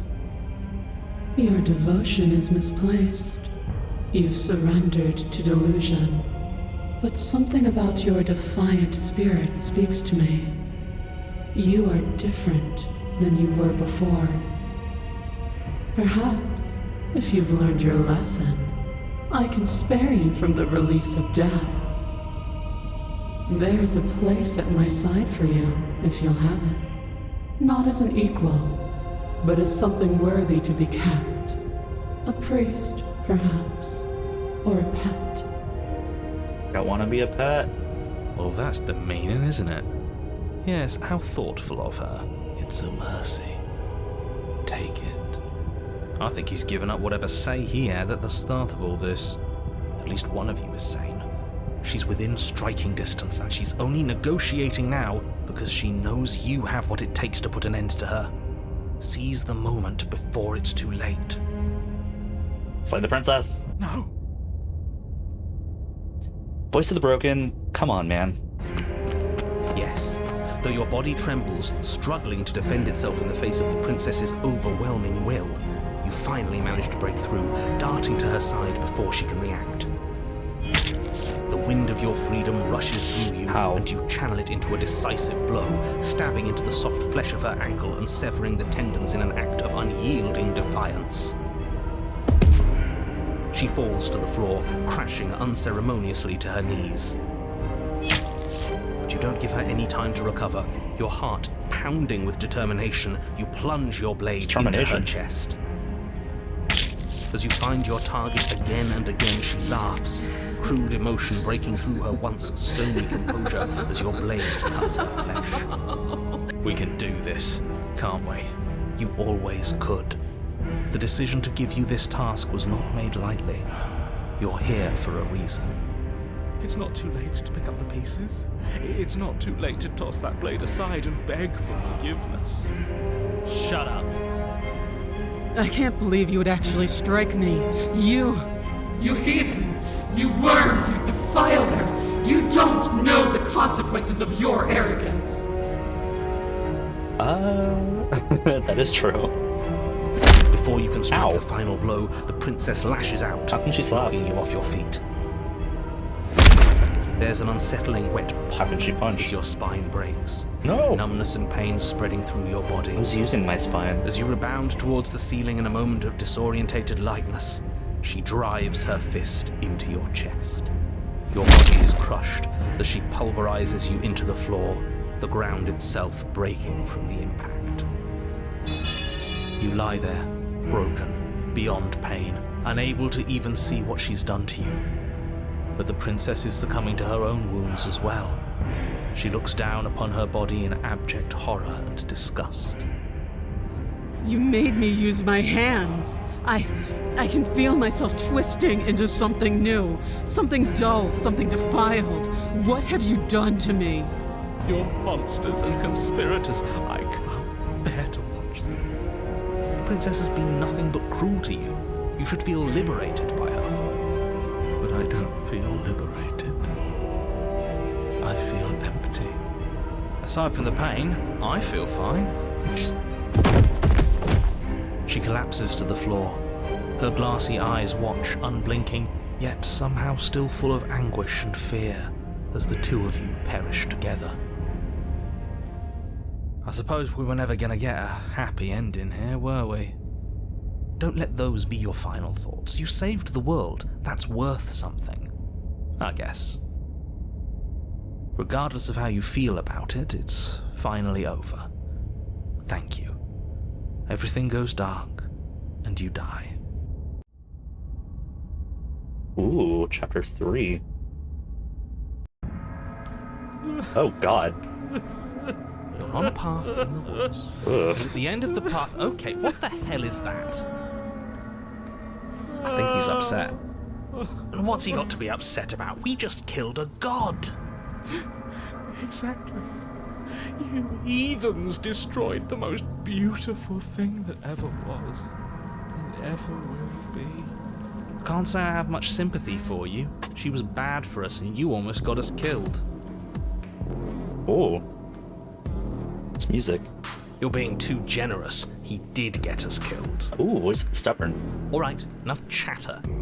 Got a thing I'm supposed to do, and if you don't mind, I'd like to do it without any more interruptions. This is very doomy. Okay, great, you're listening. You're on a path in the woods, and at the end of that path is a... If your thing is telling us about the princess, don't waste your breath. We know all about her, and it's hardly a path in the woods at this point, is it? Look, if the world around you is changing, especially all the way out here, then that means you're nearing the point of no return. Whatever happens next, that's it. There won't be any more do-overs. So you'd better take things seriously. It feels like I'm being pulled in 100 different directions. You'd better all listen to me when the time comes to make a choice. So what if I'm speaking my mind? It's not like I've ever really got to say anything. What a crock of shit. Yeah, you stabbed us last time. Repeatedly. It didn't even work. It doesn't count. We died! If you didn't submit to her, for all we know, that wouldn't have happened. It's the punishment you all deserved for not listening to me. To her. Aside from our sulking friend, I don't think you have much to worry about. You're still the one in charge here, and I don't think that's ever going to change. Second he tries something, I'll put a stop to it.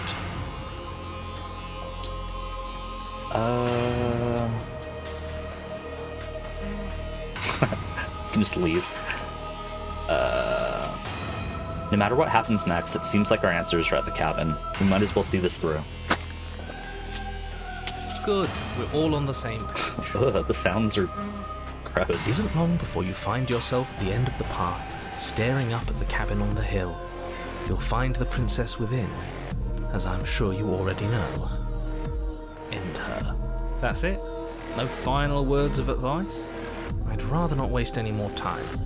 I'm sure that any advice I'd give at this point is something you've already heard. If there's still a princess at the cabin, maybe we can salvage things. Maybe if we just grovel and apologize, things can go back to how they were before.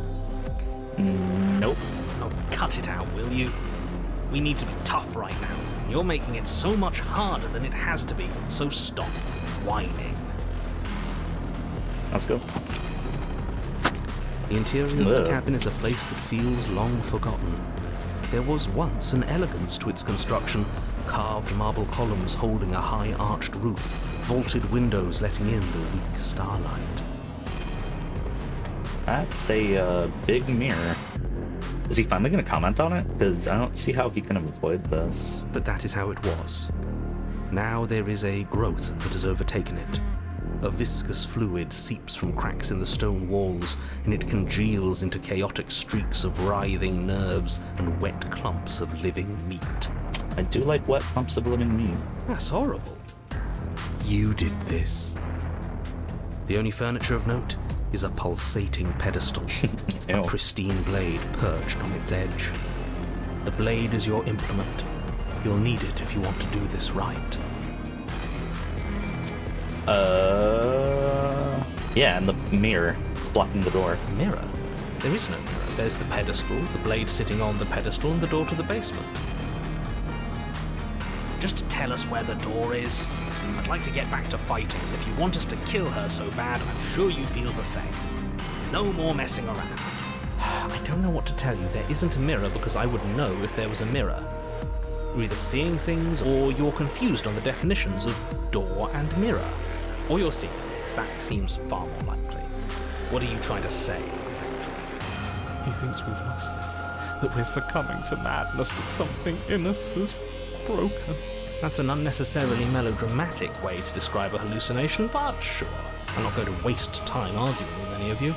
It went away after we touched it last time. Let's just do it again. Yeah, let's take the blade.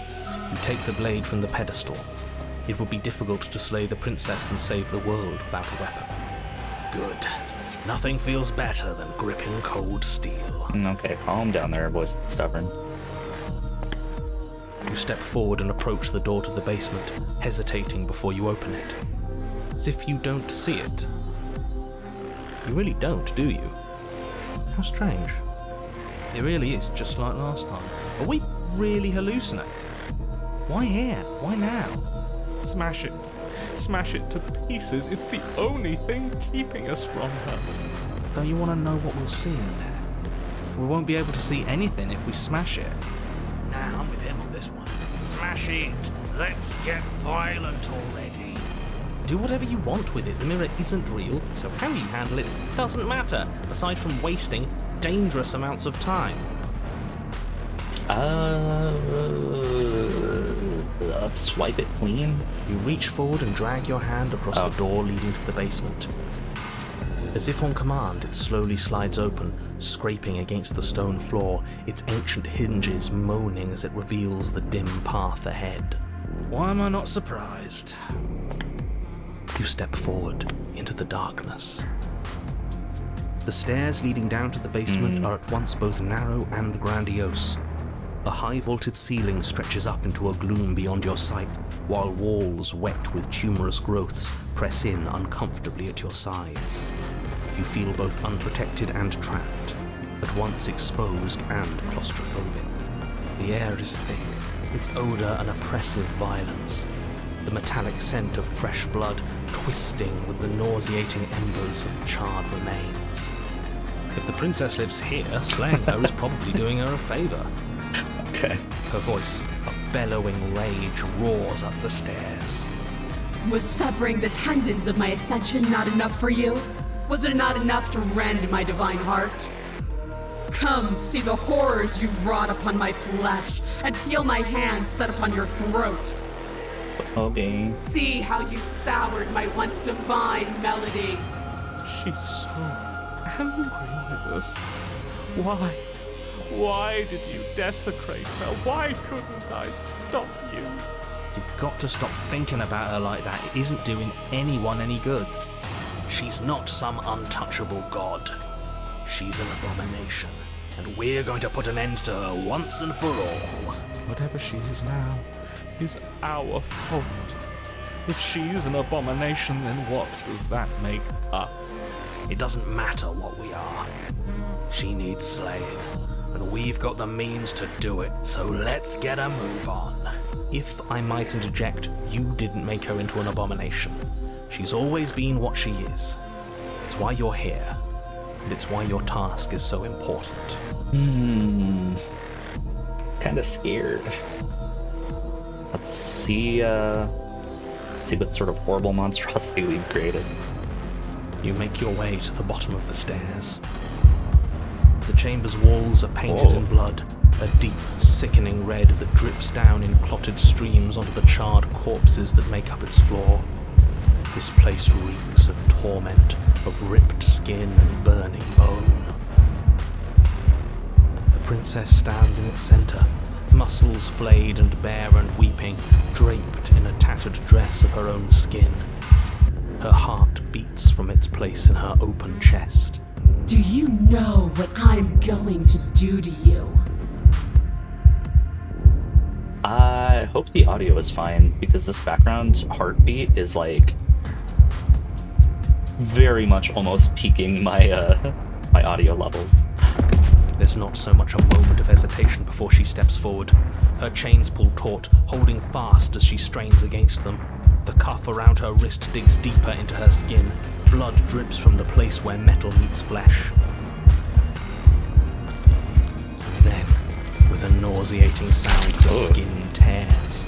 It plops to the ground, and she pulls her red, glistening arm free from her bindings. She is loose, and she is coming for you. Let her end. It's the punishment you all deserve for what you did to her. It's the punishment I deserve for letting it happen. Screw that. We can win. We've done it before, and we'll do it again, only this time we'll make it out the other side. Hell, she's practically done most of the work for us.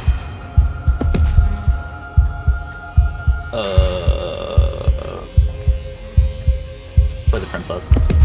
Your heart full of fear, you charge towards the princess, your eyes locked on each other, both of you prepared to lay down your very essence in one blow. It's now or never. Let's make it a beautiful blaze of glory. With a horrifying squelch, you are unwound. Ew. No, that's our stuff. She can't just do that. It's our stuff. She just did. Unfortunate, I know, but reality is reality. You should all just be grateful she's decided to keep us alive. Even in her defilement, she is merciful. We're not out for the count just yet. Yeah, no, there's no time for words. Let's just kill her. Skin flayed and organs flapping, you charge towards the princess. That's right. She'll never stop us. Still you defy your god! I've made the mistake of underestimating your resolve before! Never again! You swing for her heart. What's left of you... explodes. Okay. So that's it. It's over. Just like that. Of course it's over. It's been over since the very first moment we laid eyes on her. This is the final note of your discordant melody. You will not return again, because you will live in that single tone forever. I don't wanna, though. No! It's not over. We're a god killer. We've returned from death itself twice. Didn't you hear her? We're not dead. What's the difference?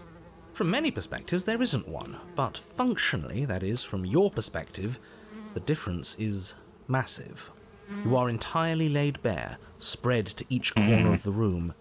Yet you are wholly aware of the state you're in. Incapable of movement, but entirely capable of perception. In fact, perceiving your state is the only thing you can currently do. You are preserved, perfectly, in the amber of her torment. Well, amber is the color of my energy. We're more than this. We've lost bodies before. We just have to lose this one and make another. How are we supposed to lose this one? I don't know. You're the one who makes things happen, so make it happen.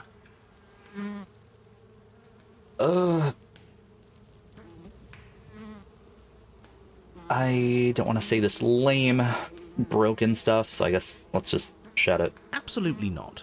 I refuse to let you just decide to die with your task unfinished. If you die here, the world is doomed. But you do die. There's a great release as you lose your grip on what's left of your flesh and blood. And yet, you are still here. Your Honor, where the hell are you? Are you already at the Princess? Oh, this is horrifying. This place is different. Rotten. Death all around us. I want to go back. Oh, new voice. So you've returned already, and I remain here. Is this our final destination? The Princess tilts her head to look at you, and with a gesture, you are overwhelmed. Again? Already? Clearly I left you with too much room last time. Perhaps this cell will hold you better. You know what to do. Again. Again, you relinquish your body, and again, you find yourself here, but somewhere else. Your Honor, she's gorgeous. Hi, it's Smitten. Absolutely divine. You, guy who describes things, you better start saying what we do this time. And what are you doing? Attacking her, obviously. Right. You charge towards the Princess and... There is no spark in you, only matter devoid of life. You explode. Again. And again. You let yourself go, and you are living once more. You're on a path. We are not on a fucking path. I have no idea where we are. Okay. We're in the middle of a fight, so act like it. Is all the meat everywhere just us attempting to do this over and over? That's gross. So you are. Okay, you dive towards the Princess and we're unwound. Yes, her head swivels creakily on her neck, fire in her eyes as your body unravels with blinding pain. No! Again. You have no body. You exist. You are reborn. Your Honor... No time. You, narrate, now. Yes, of course. Pristine blade grasped firmly in your hands, you fly towards the Princess before she can turn to face you. We might actually do it this time. I can feel that body of yours slicing through the air. How many more times will I have to scatter you? As she turns towards you, the very essence of your being begins to flake away. Your muscles, then organs, then nerves laid bare and screaming as the rest of you is stripped of substance. Oh, boo-hoo. It's just a body. It just needs to last long enough to sink this blade into her heart. But it doesn't last. You are disintegrated. Everything goes dark. But there is no you to die. How many times do I need to pulverize you before you finally understand? You are nothing. An empty void that dared to dream it was alive. Oh, my cursor that you still can't see is unexplainable. It's like a feathery thing. That's interesting. That feels right. If we're nothing, then why are we still here? Because we always have been. If we're nothing, then how can we do anything? The same way we always have. Being nothing has never stopped us. Now end this. End her. You cannot win if you cannot be. And a force races towards the princess's exposed heart, threads of texture pulled from an all-encompassing nothing. How? I've scattered the atoms you clung to and there is nothing there to find. You can't exist. The threads pierce her heart and cradle her spirit. It's over. Oh, I think I understand you now. I'm sorry. I didn't mean to do the things I did to you. I don't think I knew what I was doing. She sounds genuine. They always do in the end. It's cold, but I'm going to be okay, right?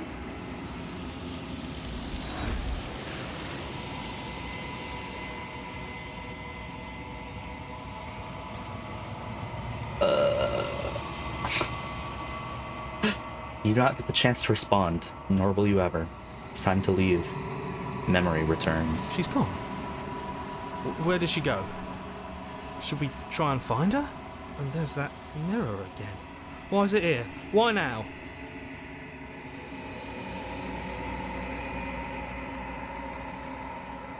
Of course you're scared. This is the end. For you. But it's not the end for me. I would have kept them in the dark if I were you. What is that supposed to mean? Whatever awful thing I felt before, it feels so much worse now. Screw that! This can't be the end, it just can't! You approach the mirror. Silence as you reach forward. They're gone once again. The mirror always makes them leave, but you need to see what's in it. No, I'm getting goopy. I've withered. You find yourself in the long quiet once again. Proceed to the cabin. You are at the cabin. I will actually be right back.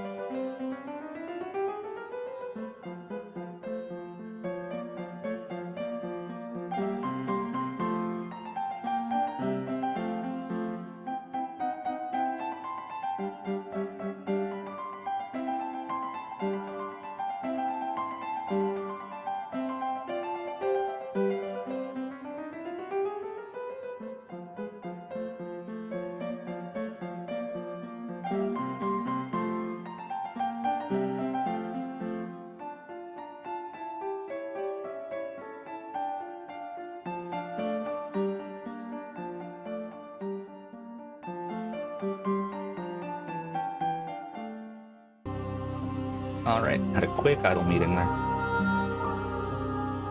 You are at the cabin.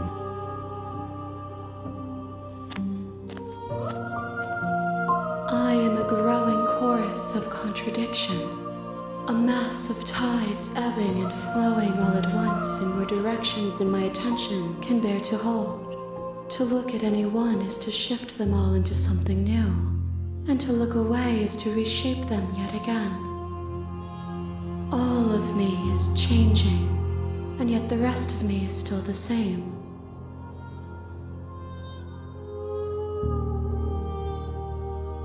What did you think of this vessel? This one is desecration. She placed the weight of her agony on you, yet it is she who unwound herself. There is passion and empathy buried under her unfeeling skin. She will make for a weathered heart. Well, that's not great. Do not mourn her. She has finally found peace.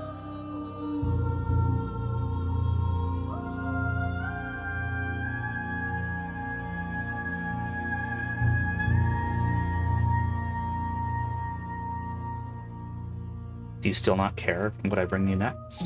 I care about your gifts, but I have no preferences to burden you with.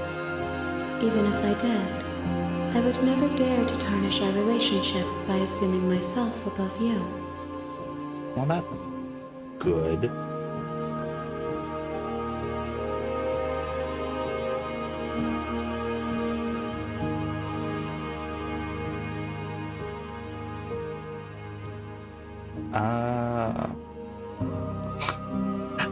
So, I'm kind of curious about what attacking her or destroying her body would do, but I also don't want to do that. I want to see this through. I'm ready. I will be here when it is time for us to meet again. I will also say, I guess this is the second time I've played this. All of the stuff that just happened was new to me. And I know you can save your progression, but I kind of feel like it's cool to just not and treat this as like a movie of sorts where it's a little different every time. So I will not be saving and save scumming this.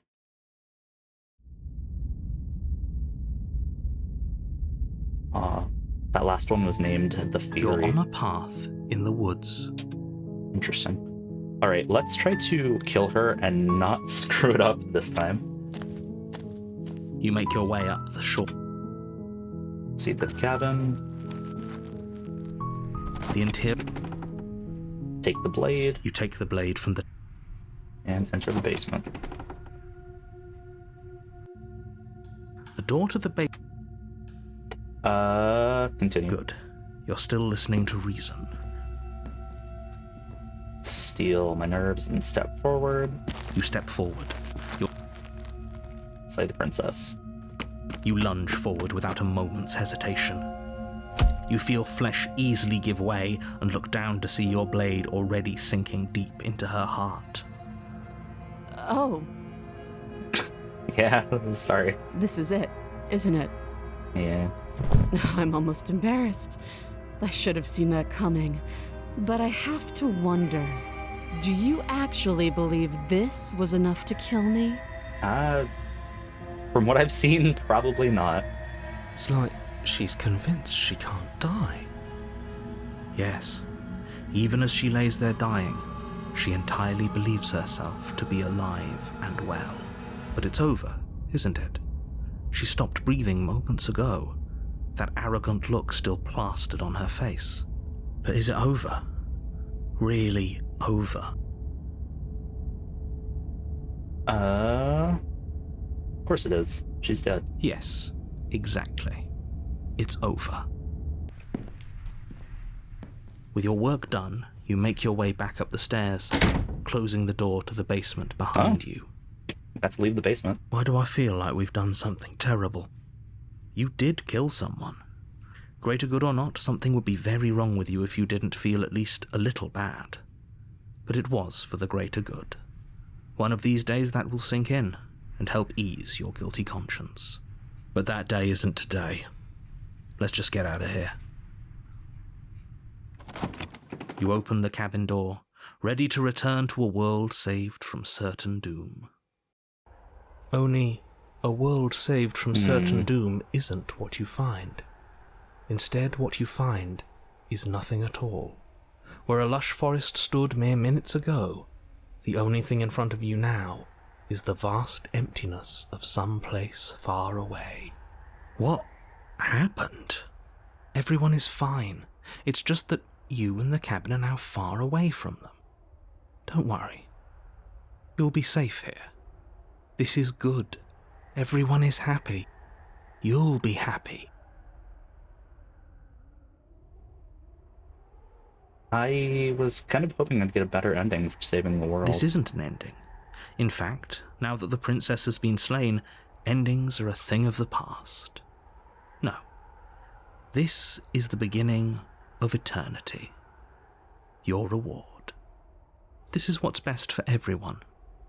Trust me. Time passes. You can't be sure if it's days or months or years or even decades. It's all a wonderful, boring blur. You've never been happier. Psst. Hey. We're not just going to stay here forever, right? Of course we are. I like it here. Really? Well, if you ever change your mind, just let me know, I guess.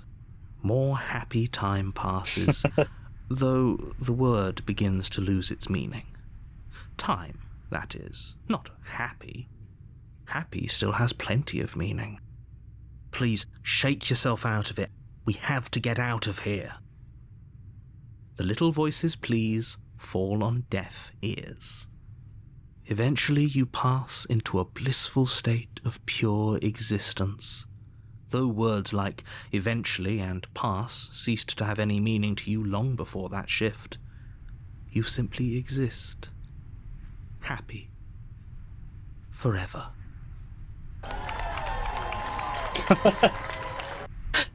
You have already committed to my completion. You cannot go further astray.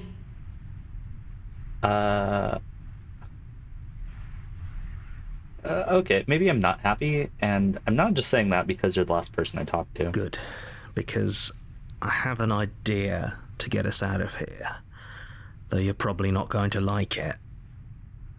The blade. We can use the blade to get out of this. I can hear everything you say, little voice. There's only one thing it would want you to use that blade on, and I'm afraid that thing is you, dear hero. He's right. It's the only way out. Do you hear that? It wants to take this happiness away from you. It wants this wonderful place to end. Do you not? There's more for us to do, and the only way for us to do it is to take that blade and use it. Don't you dare.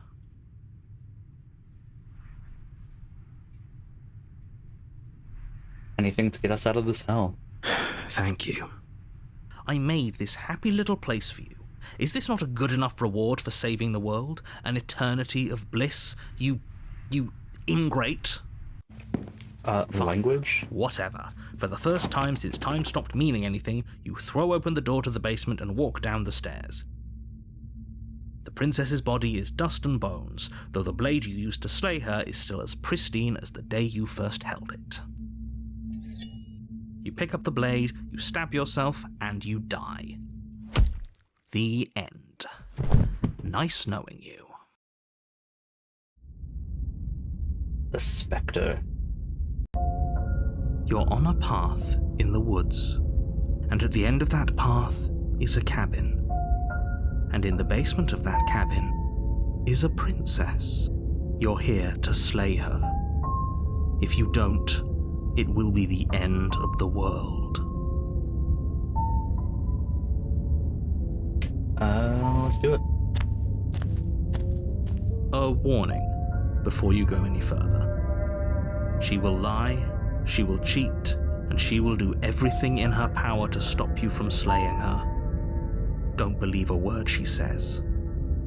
She won't be a problem. Oh, this is how we get the cold.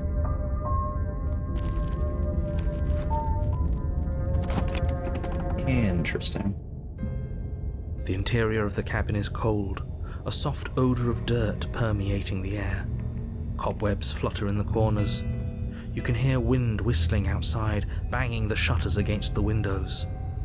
The only furniture of note is an elegant antique table with a pristine blade perched on the edge.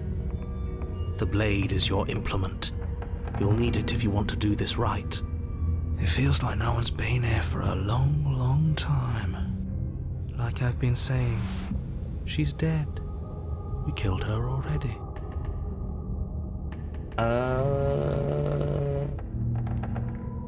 Approach the mirror. You walk up to the wall next to the basement door. It's a wall. There isn't much to see here. What are you talking about? This isn't a wall. It's a mirror. Or you reach forward and rub your hand against the cabin wall. But there was a mirror a second ago, and now it's gone.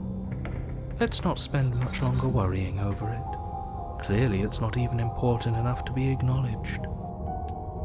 Man, the cold is a weird... this personality type. Let's take the blade. You take the blade from the table. It would be difficult to slay the princess and save the world without a weapon.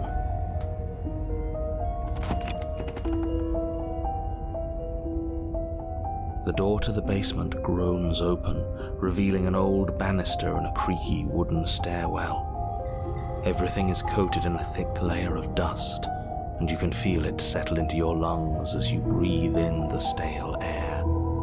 The very building itself feels dead. If the princess lives here, slaying her would probably be doing her a favor. The room below is silent. Nobody's here. Naturally. As much as I appreciate the optimism, you shouldn't be so sure. I guess we'll just have to go down and see. As you descend the final step, the form of the princess comes into view. A skeletal body, lying in a heap on the floor, its wrist still bound to the wall by a thick chain. Okay, she's definitely dead. It's just like I told you. Before you have a chance to finish your thought, the top of a head appears from underneath the floor. It's a ghost. Phantom. Two deep-set eyes stare up at you, followed by a mischievous skeletal grin. And finally, the rest of the body floats up to join the head. Wait, this isn't right. What's going on here?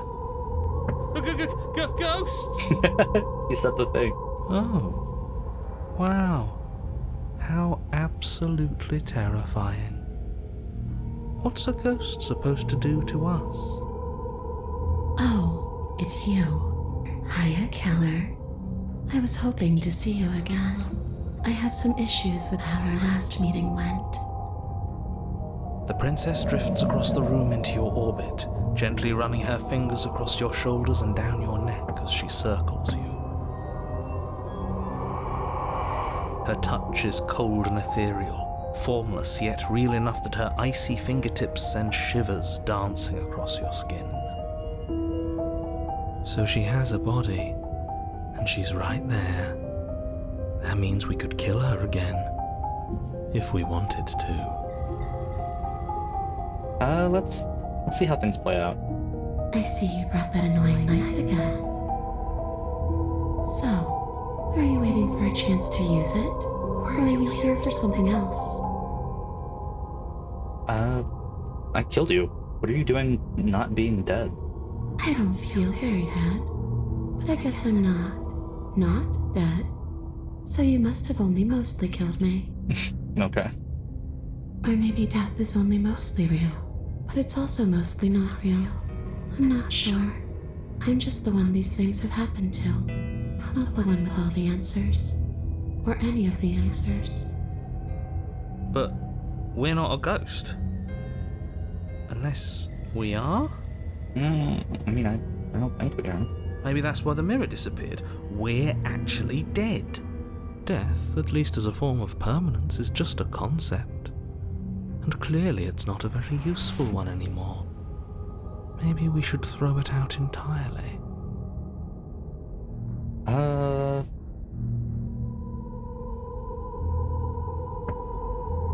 I'm sorry I killed you last time. I shouldn't have done that. Too little, too late. But you can still make things right. She's not in a position to bargain with us. You don't have to do anything you don't want to. We don't have to do anything, but maybe we should. We did kill her. Wouldn't it be the moral thing to help her now that we have another chance? When a hero slays a monster, does he apologize to it? I mean, we can need to start. No. So don't try to make things right. She was going to end the world. You didn't do anything wrong, aside from apparently killing yourself, and that doesn't have much to do with her.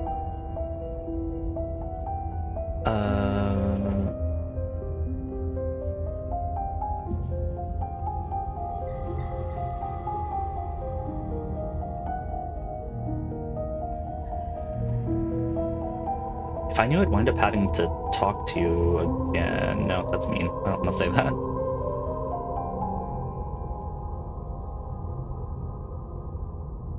And we have a lot of options.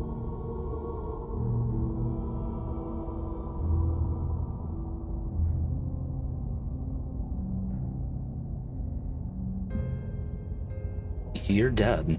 Or at least, mostly dead. What can you even do to hurt me?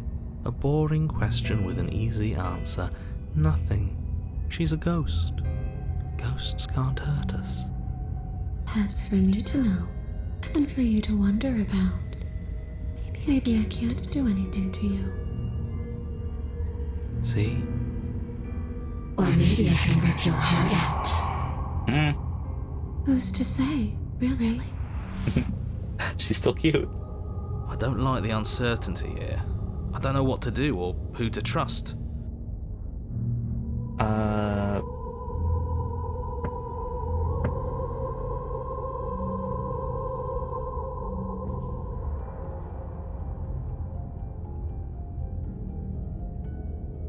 I died too, and I'm not floating around like you are. What happened? Why am I different? Why are you different?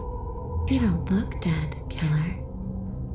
The princess grabs your wrist, a sudden shock of cold flowing all the way up your arm, her eyes still fixed on yours as you try to squirm out of her grip. And you don't feel dead either. She lets go and pulls away. Your fingertips tingle painfully as the chill subsides.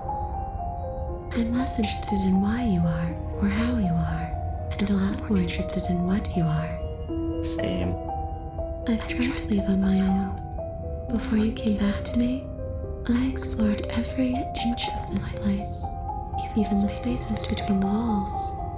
But I never found a way out. I always wound up right back here. I just want to go home. I'm so cold and alone here.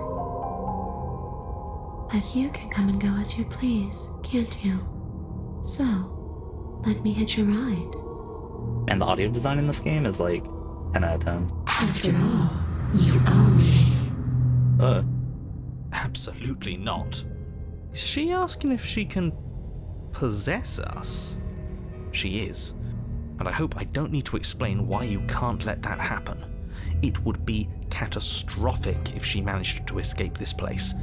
And if you let her in, there is very little anyone could do to stop her. Would she be able to see us if we went along with it? Now, isn't that an interesting thought? We could finally bring her face to face with him. I wonder what she would have to say to the one who wants her dead so badly. You won't like how things play out if you go down this path.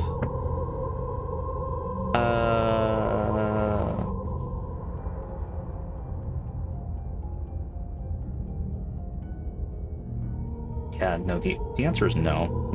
No possession. I see. So that's how it's going to be. That makes me sad. I guess we'll have to fight then. The princess passes through you, a chill rippling along your skin, a disappointed sigh echoing in your ears. You turn and face her as she hovers between you and the stairs.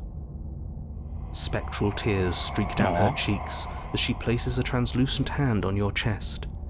It feels cold, but otherwise like nothing at all. Are we doing the right thing? Why do I feel so sad? Don't let her get to you. It doesn't matter. Somehow, soon, this too will be over, and we'll move on to something new. I feel like you all keep forgetting that. Her dark-rimmed eyes fall to the floor as she speaks. I never wanted to have to hurt anybody. It's not who I wanted to be. The tears on her cheeks vanish. She lifts her head, sorrow replaced with wrath, staring into you with fiery anger.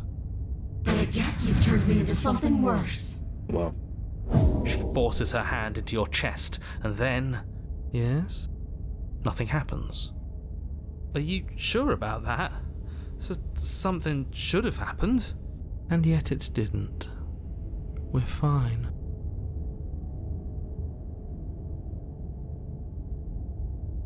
Not afraid of you. Not yet. But let's see if you stay that way.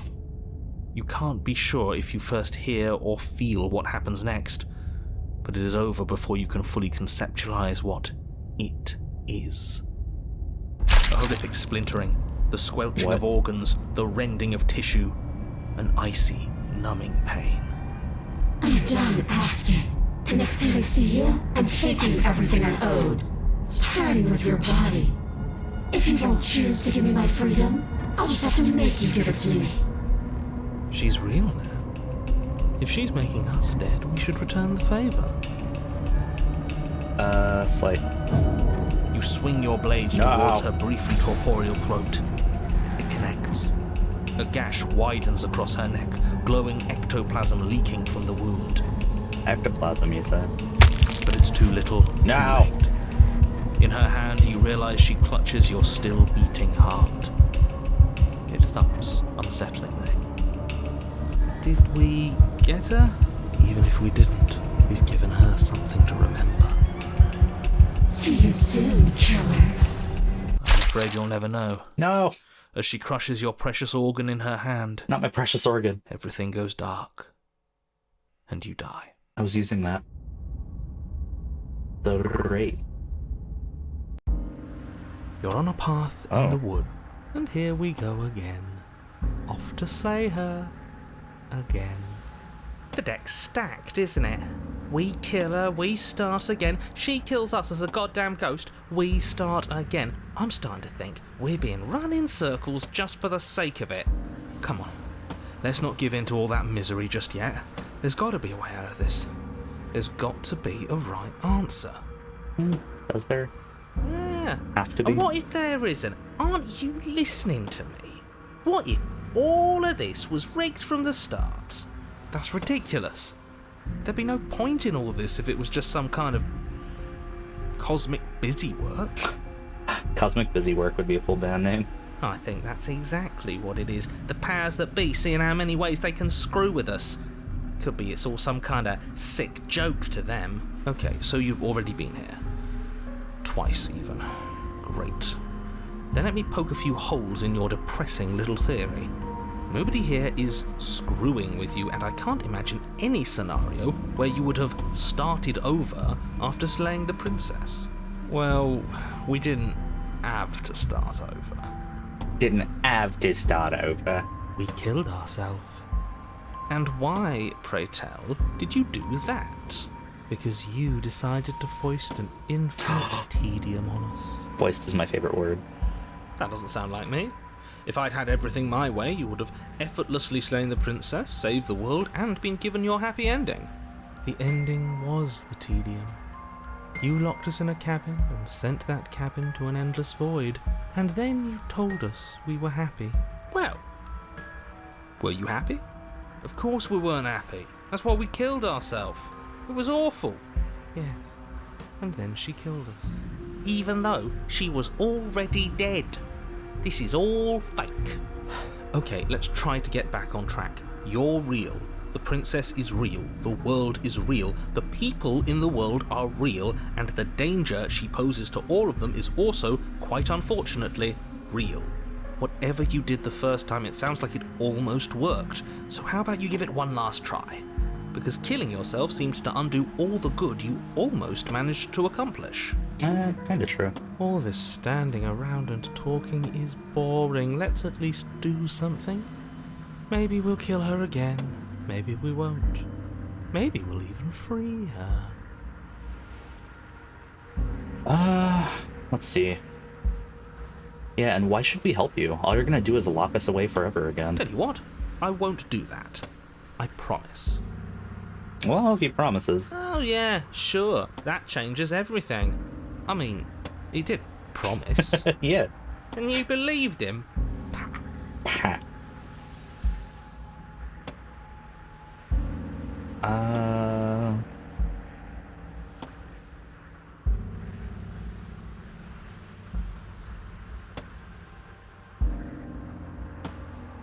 Now let's go to the cabin. You continue down the path towards the cabin. It isn't long before you're steps away from your destination. Ooh, look how spooky I don't it think you is. need any words of warning. I think you know what's in there, and despite your protestations, the more he talks, the more I'm interested in setting her free. Whatever. You don't want to listen to me? Do it then. Let her out. See what I care. It sounds like somebody's about to crack. Are you trying to use reverse psychology on me, or have you just given up? There's obviously no point in trying to reason with you right now, especially with all these clowns offering up their useless advice. Clowns? Honestly, it seems like the more I try and talk sense into you, the more single-minded they get about letting her out. So yes, I'm done trying to argue. Would you look at that? We won. Take it however you will. The interior of the cabin is long and dark, a single narrow hallway stretching far into the distance. Curtains billow out from tall windows on either side, obscuring the path forward, fluttering helplessly as opposing gusts of wind rush into the building, clashing and joining and driving everything forward.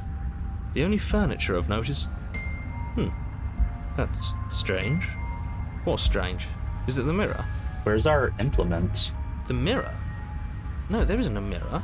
What's strange is that there isn't much of anything in here at all, aside from the curtains. There's supposed to be a pristine blade.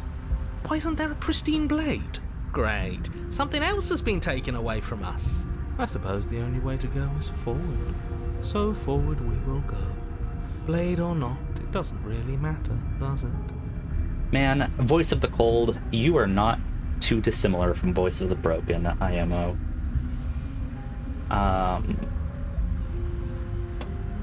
Yeah, let's see what the mirror is doing.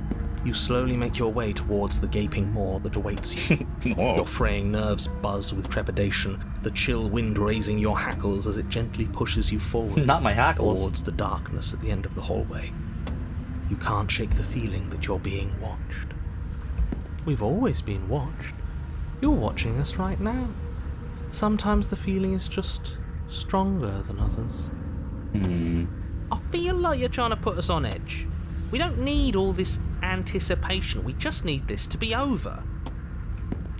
You stop as you reach the end of the hallway, I presume in front of whatever mirror isn't actually there. Let's wipe it clean. What are the odds she's waiting for us right now, just out of sight, on the other side of that glass? You reach your arm forward into the pitch black of the opening. Nothing. It's like this place read our mind just to mess with us. What you looking at, killer? Staring into the void? Thinking about what it'd be like to die again? I know exactly how you feel. Do you? Shit. Where is she? You feel something long and frigid coil around your ankle. No. Your heart skips a beat, standing in muted shock for one long, frozen moment. And then it, she, the princess, constricts. Not the ghost snake. Your bones snap. I was using those. Icy pain radiates up from the break, a deep cold flooding your veins as your legs, numb with the shock of it, collapse, and you collapse with them.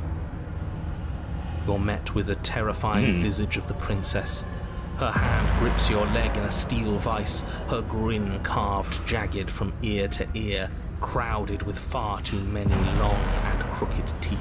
Don't tooth shame her. But do you know how I feel? I gave you a path to forgiveness. I gave you a chance to make things right. I thought maybe you'd see what you've done and feel remorseful. Maybe try to make it up to me. But no, you'd rather use that knife to keep making the same mistake over and over and over. Even after I ripped your heart out, you still cut me. And for what? I didn't go anywhere. You didn't banish me. I'm right back here with you. A little better, a little worse. Well, maybe a lot worse. Yeah, you don't look too hot. So, here's how this is going to go. I'm going to take your body, and I'm going to walk it out of here. And you get to watch me do it. Completely helpless. Just like you left me. If you want my body, stop breaking it. You need that. I say we let her do it. It's something different. Do we even have a choice? You always have a choice. Here. Maybe before, but not now. There isn't a blade this time. Exactly. What choice is there if there isn't a blade? Well, unless you have any specific ideas, I think my vote's the only one that counts.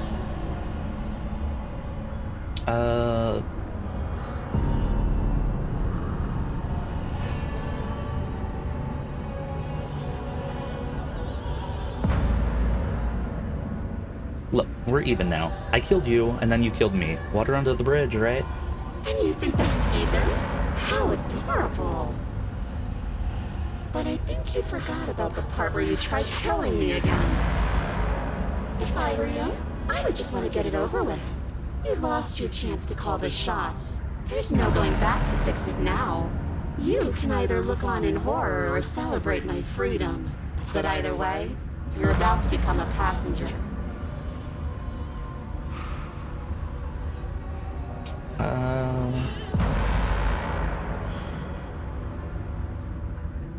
Wouldn't possessing me against my will make you no better than me? You don't have to be evil. You don't have to do this. Ooh, that's a good one.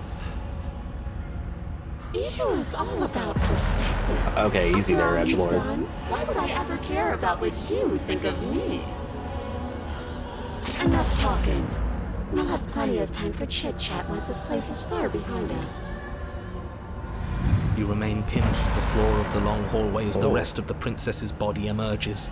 Her proportions all wrong, limbs bent and curling, moving in ways that defy your understanding.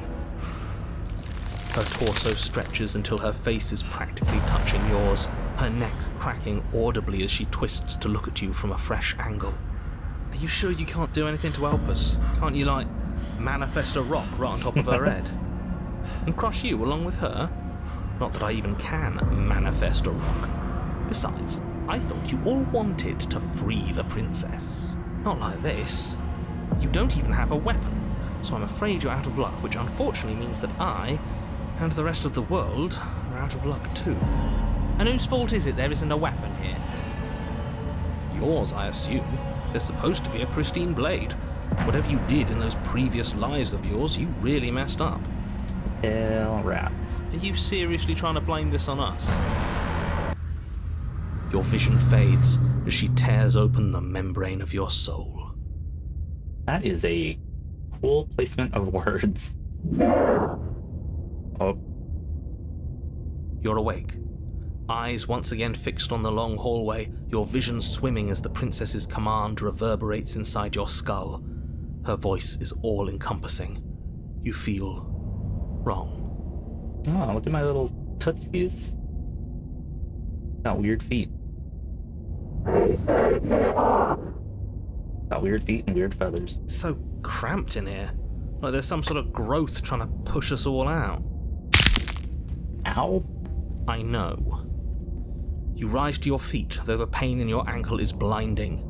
Your body slumps against the wall, desperately leaning into it for support. There's another option, you know. Oh, and what's that? Don't help either of them. Flip the table. And how do you do that? You don't have a will to wield. Your soul has been drained of courage. Has it been though? That gap where the mirror was, I don't think it goes anywhere. Let's throw ourselves into the abyss. You wouldn't dare. Move now.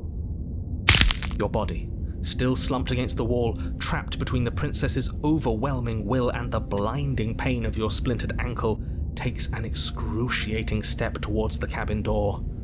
The movement is stiff, your body reduced to a marionette, pulled reluctantly along by your strings. It's not that bad. The pain feels good. Because I know you feel it too.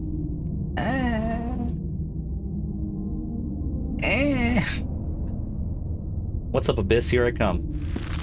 In a single moment of overwhelming willpower, you tear your body from the wall and hurl it towards the gaping abyss. I won't let you do this.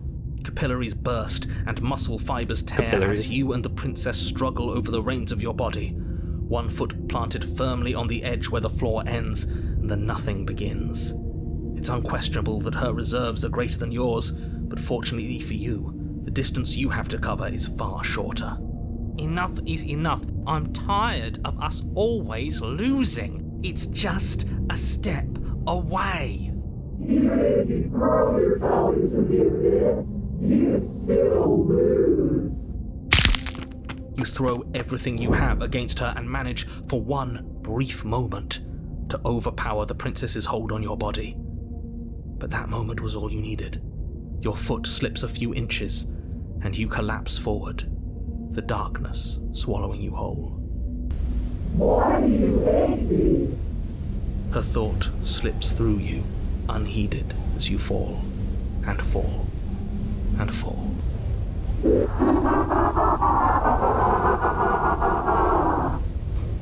What an end. But at least it's ours. An empire of frigid nothing. I don't think this qualifies as saving the world, but at least you didn't ruin it. What happens now? But I want to know what he thinks happens now. I don't think you're going to find that out. Oh? And why is that? You should pay better attention to your head. You left. Gone. It's just you and you and you and me. he's gone. But Terminal velocity ceases, and you feel a mass, a growth torn out of you. You and the princess look at each other for a short moment. What's happening to me?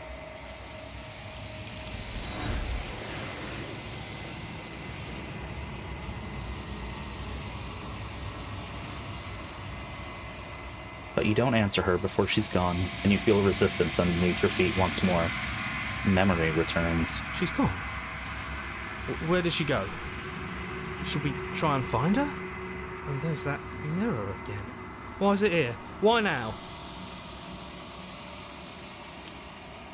Let's go. You approach the mirror. This doesn't feel right. It feels different. Final. It's going to do something to us. I can feel it. Ignore the cowards. You have to look. The voices feel small, distant as you approach. Silence as you reach forward. They're gone once again. The mirror always makes them leave, but you need to see what's in it. Ooh, I've unraveled. You find yourself in the long quiet once again. You are at the cabin. There's a world beyond the endless walls of the long quiet. I am curious to see what it means for us to know it.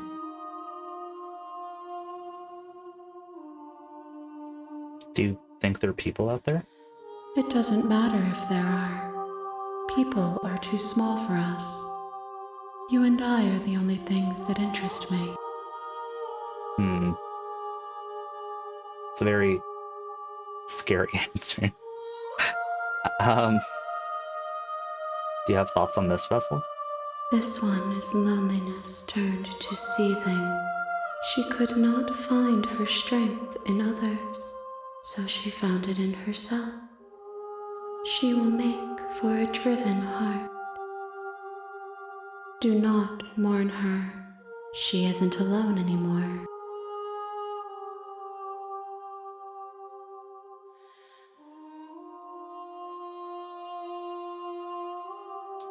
When you send me back, I'm not alone. There are voices that speak to me. Some of them are me, but one of them is something else. I call him the narrator, and he wants me to kill you. Do you have a narrator? Have the vessels had one? No, their minds are empty, existent, but constantly shifting into something new. Do you think your narrator lives in the spaces beyond?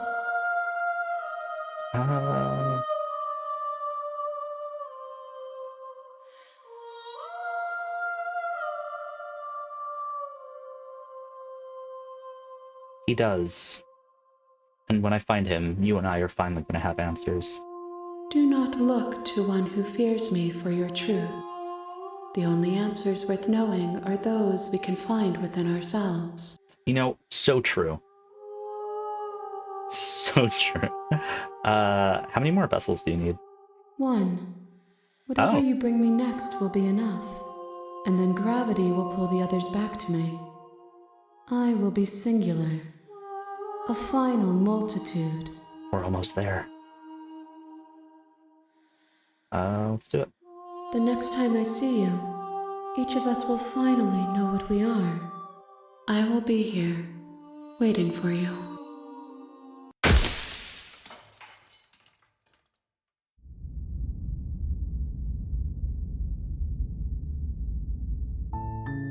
You're on a path All right. in the... I think for our last one, we are going to not kill her. You make your way up.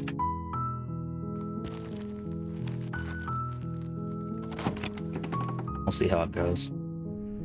The interior of the blade is... Not taking the blade. Don't need it. Let's go.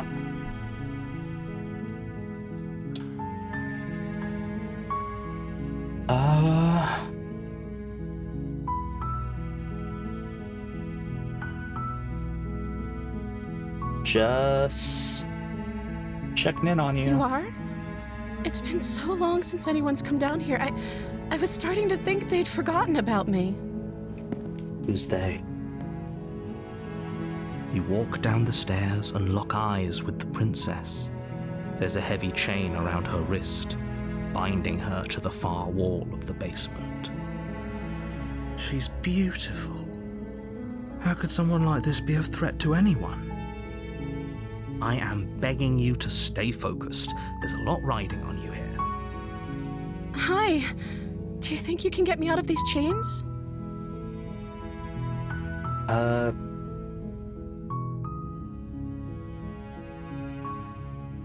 Yeah, let's see what I can do. You're only making this more difficult. Thank you. Thank you. You're making a huge mistake. No, you're doing the right thing. You walk up to the chains binding the princess to the wall and give them a tug. They're large and heavy, far too solid for you to even imagine trying to break them apart. I'm guessing you don't have the key? Maybe it's somewhere upstairs. Doubtful. Whoever locked the princess away down here intended for her to never see the light of day. They wouldn't have just left the key to her chains somewhere in the cabin. Maybe there's some way to break the chains? Or if that doesn't work, I guess we can always cut me out of them.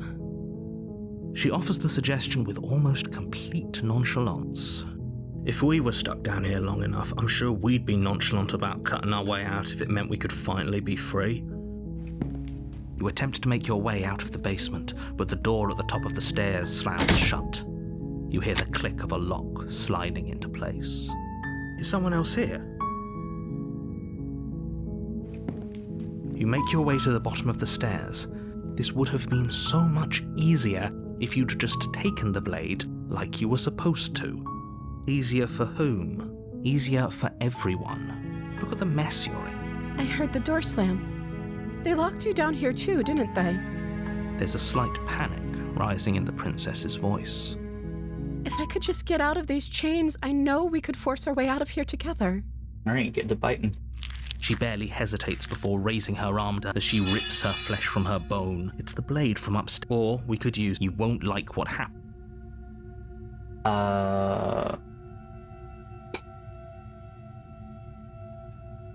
Did we...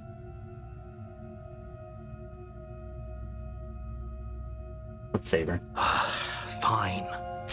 Against your bet, you cut into her flesh. The blade is sharp. So we've done her limb. most of this so much before. No. She smiles soft. How is she still smart? Thank you. Now let's get out of here. No, we won't have any of that. The stakes are too high. You can't just let her escape into the world.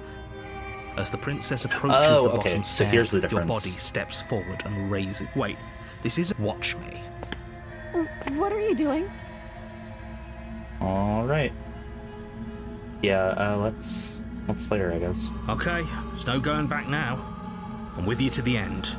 You bring the blade down to strike at the princess's heart. But she's fast. She ducks to the floor, your blade narrowly grazing her backside. Slaying her won't be easy now that she's free. We could have gotten out of here together. Were you just lying to me this whole time? No. I don't know what's come over you, but if I have to kill you, then I'll kill you. Do you think I need both of my arms to do that? Probably She not. pounces on you with the same animal ferocity she used to tear through her arm. But you have a weapon. You raise the blade, digging it under her ribs, aiming directly for the heart. It's not enough to stop her. You feel her claws in your throat, then her teeth, somehow sharp enough to pull apart your flesh and sinew with ease. You collapse to the floor, your body unresponsive as your blood pools on the ground beneath you. She stares down at your ravaged form, eyes shining in the darkness, dress stained in red as her blood and yours both seep into the fabric. If we're lucky, the wound you managed to inflict will be enough to at least delay her escape from this place. If we're very lucky, it will kill her before she can reach the outside world. It can't just end like this, right? As much as I'd prefer for things to have gone differently, I can't deny the reality of what's happened. I'm sorry, but it's over. No. Everything goes dark, and you die. Man, we are super weak compared to her. The witch. The witch! You're on a path in the woods, and at the end of that path is a cabin. And in the basement of that cabin is a princess. You're here to slay her. If you don't, it will be the end of the world. Let's see what sort of crazy voice we got this time. A warning before you go any further. She will lie, she will cheat, and she will do everything in her power to stop you from slaying her. Don't believe a word she says. Don't worry. You can trust us to get the job done. The opportunist. Interesting.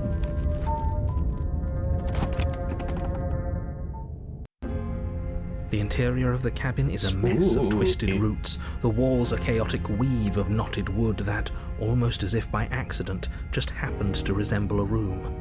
The floor is damp and earthy, and the only furniture of note is a slab of mud in the shape of a shelf, with a pristine blade perched on its edge. The blade is your implement. You'll need it if you want to do this right. Let's see. The mirror. You walk up to the wall next to the basement door. It's a wall. There isn't much to see here. What are you talking about? This isn't a wall. It's a mirror.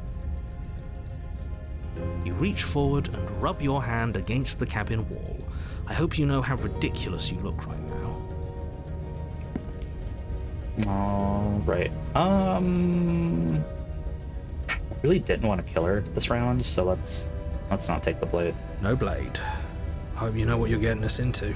It'll always be here if we need it. Sure, that was also true last time and we still died, but we definitely know what we're doing this time. The door to the basement creaks open, revealing a staircase dug into the muddy earth below. The ceiling is thick with roots that hang like locks of tangled hair. The weak starlight from the cabin windows behind you can barely penetrate the gloom here, only illuminating the edges of an opening below. It shines in the darkness like some kind of massive maw, waiting to swallow you up into the earth. The air smells of dirt and copper. It's thick and wet, as if your lungs are being coated in mud with each intake of breath. Gross. If the princess lives here, slaying her would probably be doing her a favor. Her voice skitters up from below. Something nasty finds itself on my stairs. Come on down. Don't be scared. I probably won't bite.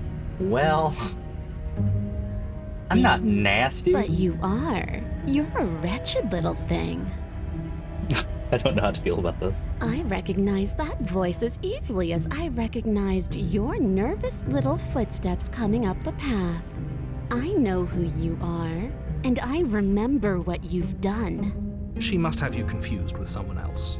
She seems friendly enough. Maybe we can talk our way out of this whole situation. You can't. Unless you slay her right away, she's going to break free and end the world. There's no reasoning with what she is. Sounds kinda entity-ist.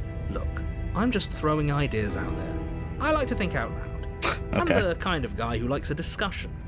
Don't we want to hear what everyone has to say before making any big decisions? Yeah. Do you want to hear what everyone has to say? Or do you just want to hear yourself talk? A little bit of both. You need to stop lingering. Your task is to slay the princess, not endlessly debate about what to do with the princess. Fine. You're the boss. Thank you. Ah, she's a cat. You descend the basement steps, entering the dark room below. You can just make out the shape of the princess in the gloom. She's huddled against the far wall, her eyes bright and glaring from amid the thick roots. And there you are, once again seeming to offer a helping hand while likely hiding the other behind your back. Fine, I'll play along for now. What do you want? She's acting like the two of you already know each other. Oh, no. You've already been here, haven't you? That's pretty sharp. How'd you figure that one out? Call it deductive reasoning. Well, you seem to be great at it. Do you remember us then? Do you remember last time? No, I don't. But you and the princess clearly have a shared reality, even if I'm not a part of it. I won't waste time fighting you on something that's clearly true. I'm just glad we could put all this behind us. Okay. Is it all behind us? Just focus on the task at hand. I don't care if you've been here before, and I don't care if you think you'll go somewhere else after this. My world is on the line right now, so I'd appreciate it if you would take this seriously and slay her. Let's chat her up a bit first. Maybe we can find a middle ground where everyone's happy. Don't talk to her. You're just going to make things more difficult than they have to be. Well, I seem to remember you having a tongue. Your little cat face.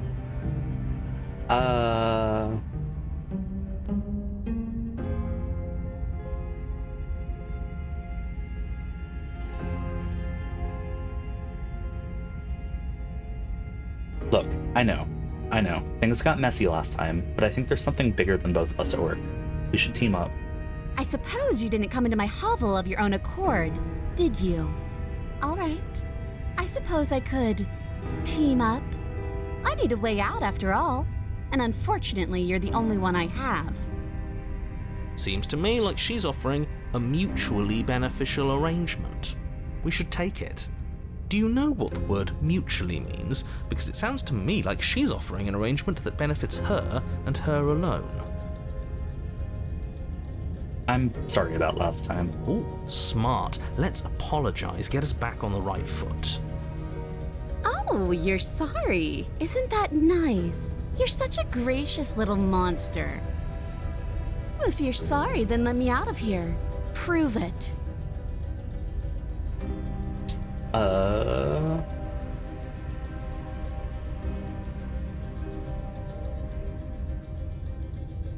I didn't bring my blade down here, remember? How am I supposed to get you out of those chains? Oh, I don't need you to cut me out. The princess grins as the chains fall from her wrist. She could have gotten out of those the whole time. That sneaky little... A woman after my own heart, really. She knows how to hold her cards close to her chest. This is why she can't just be abandoned here. If left to her own devices, she'll find a way out. Now stop her.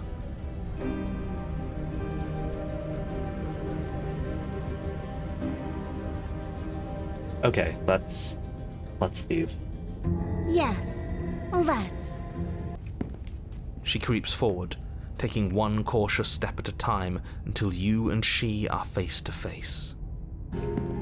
She never breaks eye contact, even as the two of you find yourselves face to face. She's silent for a long moment, as if testing to see what you'll do now that she's within arm's reach. After you, darling. You're the one it lets come and go. It's best if I follow. Oh no, we can't have that. If anyone is going to turn their back on anyone else, she's going to turn her back on us. It shouldn't matter who leads and who follows. We're working together here. Well, if it doesn't matter, then she can go first. We may be in this together, but that doesn't mean we have to trust her. Somebody has to go first, and it might as well be us. We're the ones who broke her trust last time.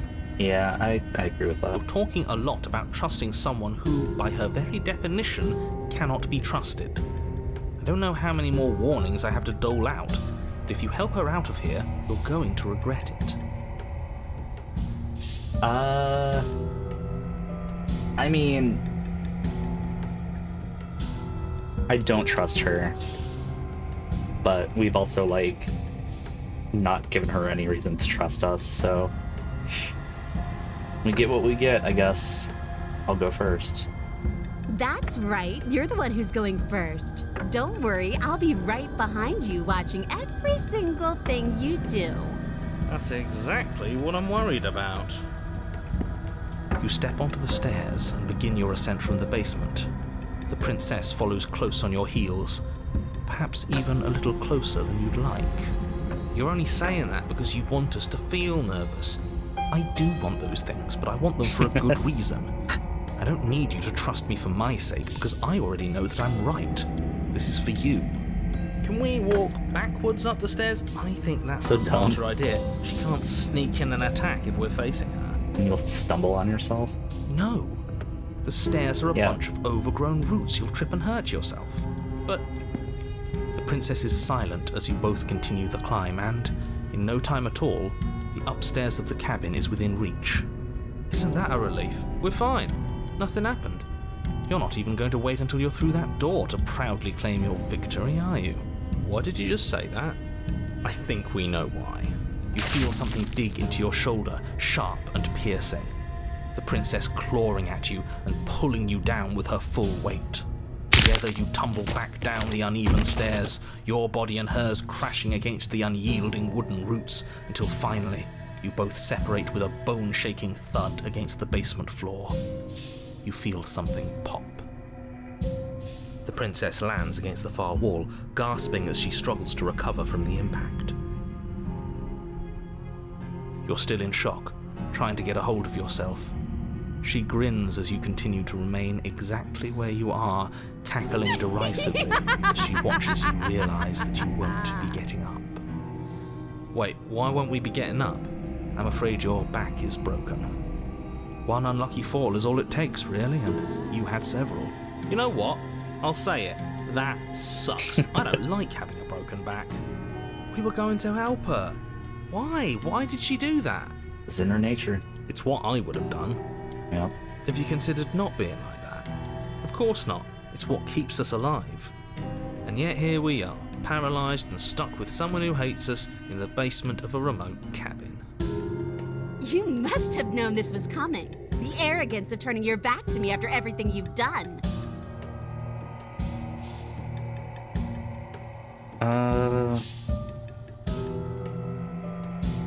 We could have gotten out of here if we just trusted each other. Why would I ever trust you? Your hands have spilled my blood. And knowing that, you should never have trusted me either.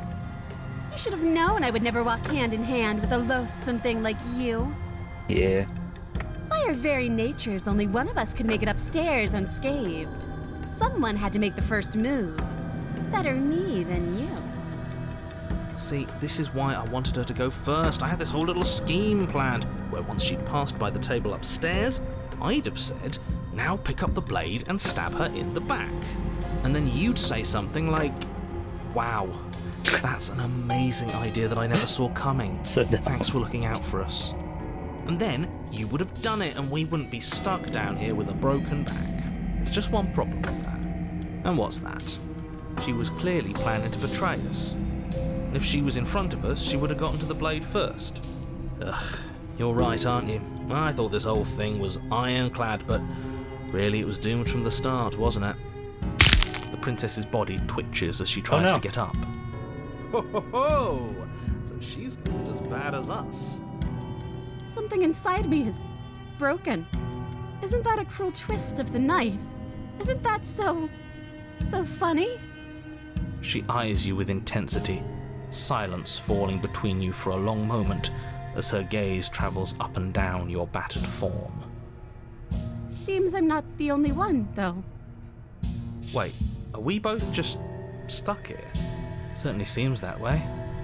What a way to go.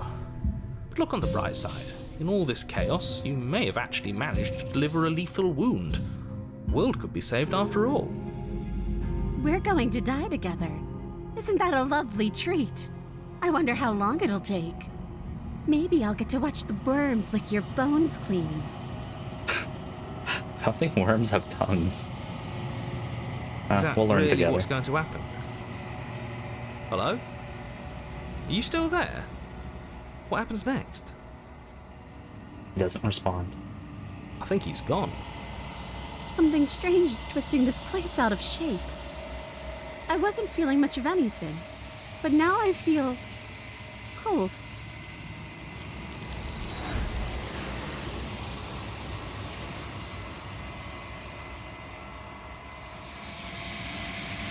But you don't get the chance to respond, nor will you ever. It's time to leave. Memory returns. She's gone. Where did she go? Should we try and find her? And there's that mirror again. Why is it here? Why now?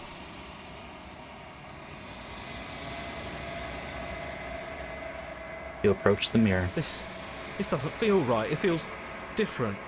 Final. If he thinks it's bad, I'm with him. The voices feel small, distant as you approach. Silence as you reach forward. They're gone once again. The mirror always makes them leave, but you need to see what's in it.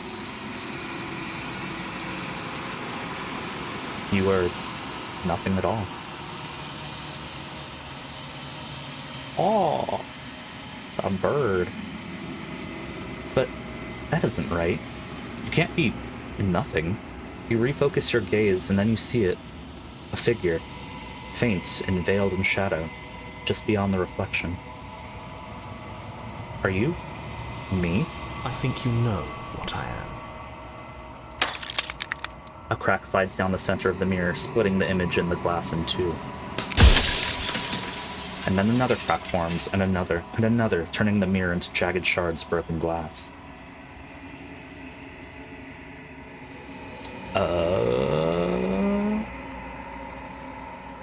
Look at that bird.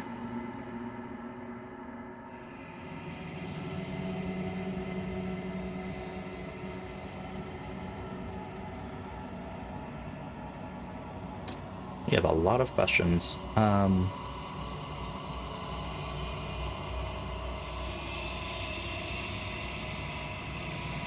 I wasn't supposed to see all this, was I? You were either going to have seen all this, or you weren't going to have seen all this. This is worse, but you still have an opportunity to save the world. You can still slay her.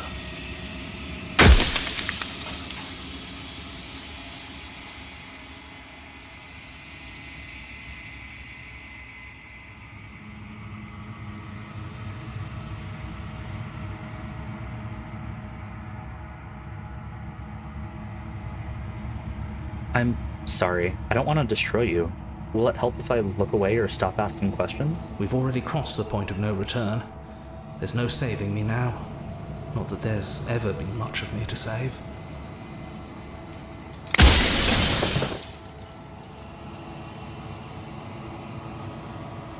What are you? Are you something like me? Oh, I'm nothing like you. I'm an echo. Likely one of many. Somebody made you after all, and I'm what's left of him. Not that I'm the only one who can make that claim. I'm sure you've met many others like me.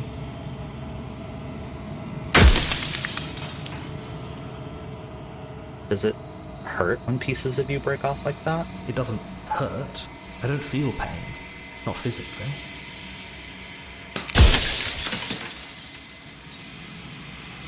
Are you a part of me? Or are you something else? No, I'm not a part of you. But that's all a matter of perspective, isn't it? From one vantage point I must seem wholly foreign, but from another, well, all the versions of me that have existed have collectively heard your every thought and driven your every action. If that isn't being part of you, then what is?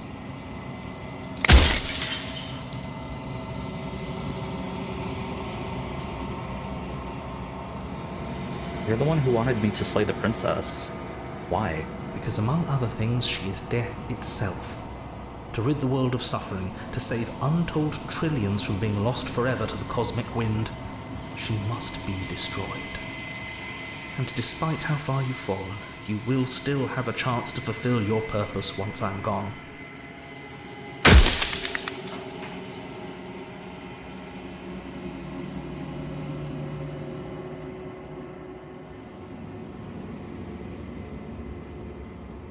If you want me to slay her, I need to know what she actually is. She is the shifting mound, the ebb and flow, the capacity to change. She is transformation, or most of it. Her nature is why I had to die, for she becomes that which others perceive her to be. But an echo can't perceive things, not in the way that people can. So I tucked a part of myself into the folds of this construct to guide you. Seems that every me you met did a real shit job of it, though.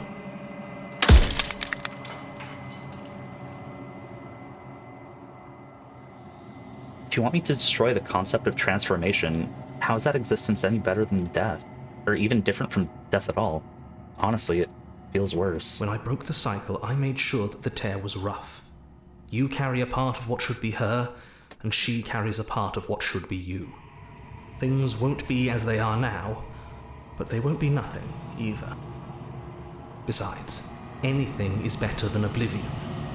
In the end, nobody wants to leave.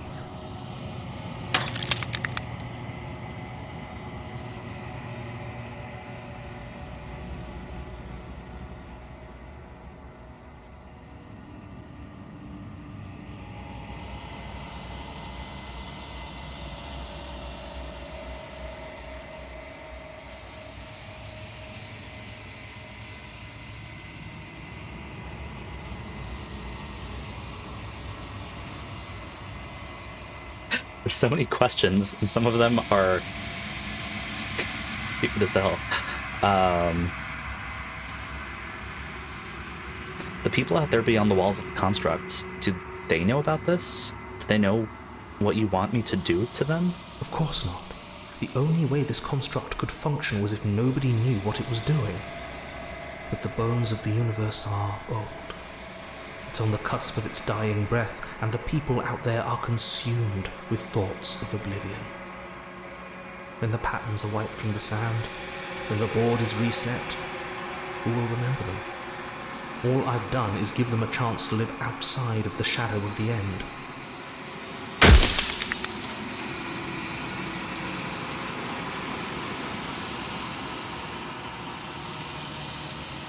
Let's see.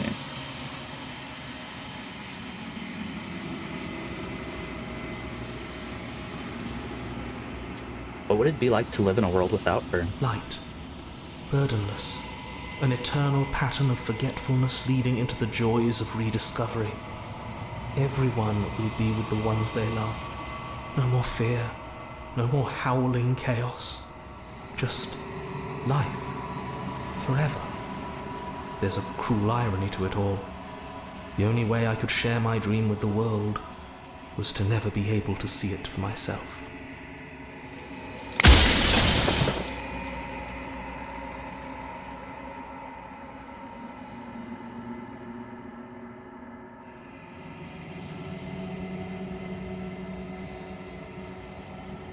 I'm not going to slay her. I want you to know that before you die for good. Well, there's no reasoning with a god, even one you've woven into existence yourself. I've said my piece, and my time is up. It's like I said, I'm just an echo, and echoes always fade away.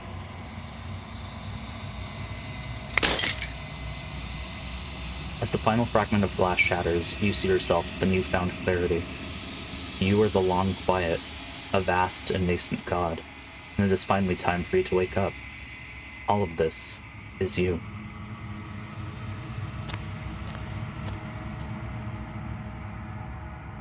When you arrive at the heart of things, there is no final vessel for you to bear to witness to.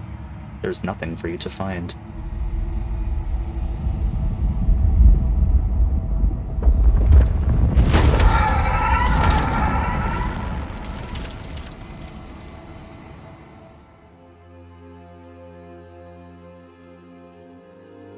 I can finally see you, and you can finally see me.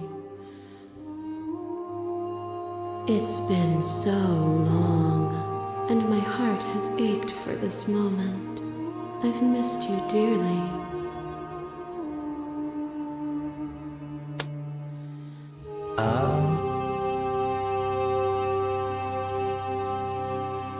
Do you know about the echo? Did you hear our conversation?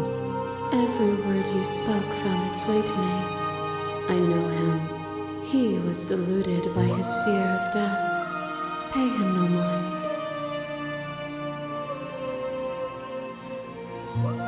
I'm the long quiet, but I don't really know what that means. Names are their attempts to capture that which cannot be captured. They call me the shifting mound, a pale imitation of what I actually am.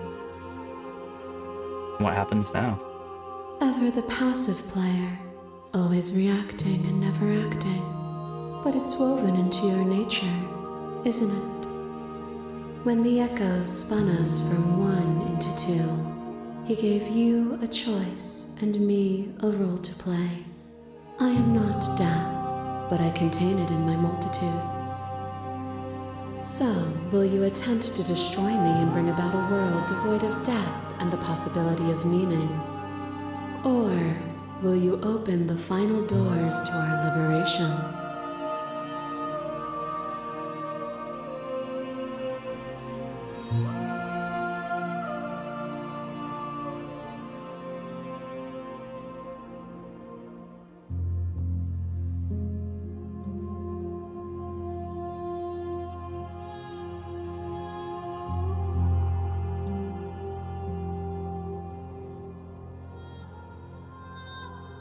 There has to be another way. This can't just come down to me either destroying you or letting you out. I won't do it. If you're saying that, it's because you don't yet understand.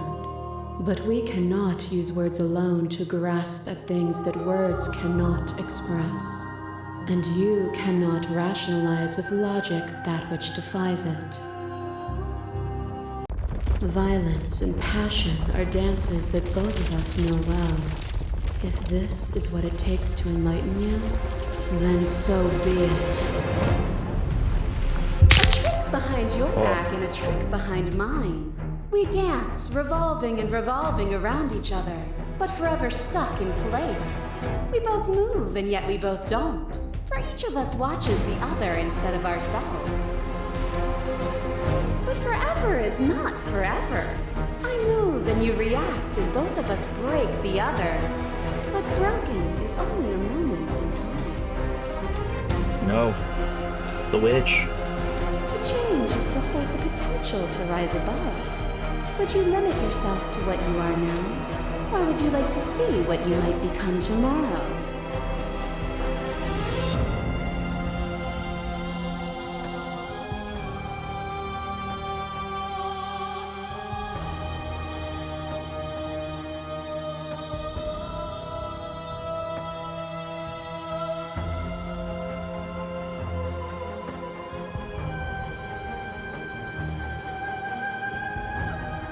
I won't engage with violence. But violence has defined the flow of everything between us. Do not deny what we are, and do not color our conflict with fear.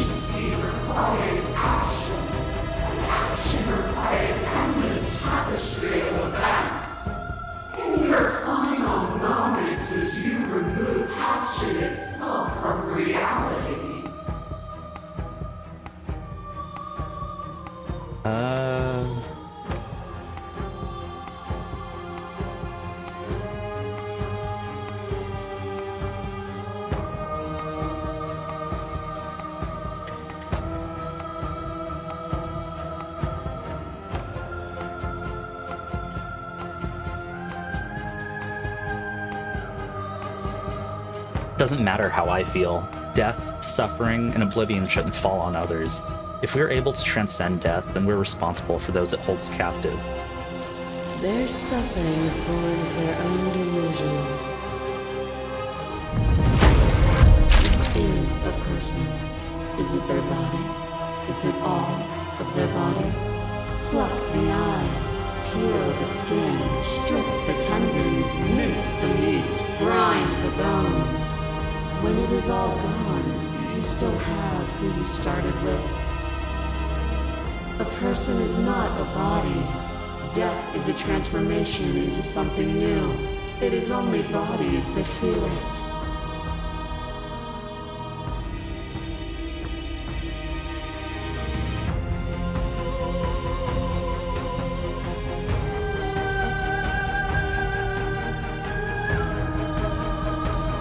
suffering born in delusion is still suffering. It doesn't matter what we are now. We hurt each other, and we shouldn't have done that.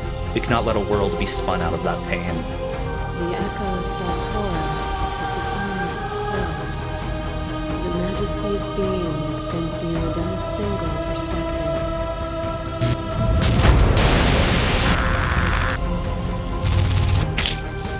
Your lover has tried to stake into your body, and another, and another, and another.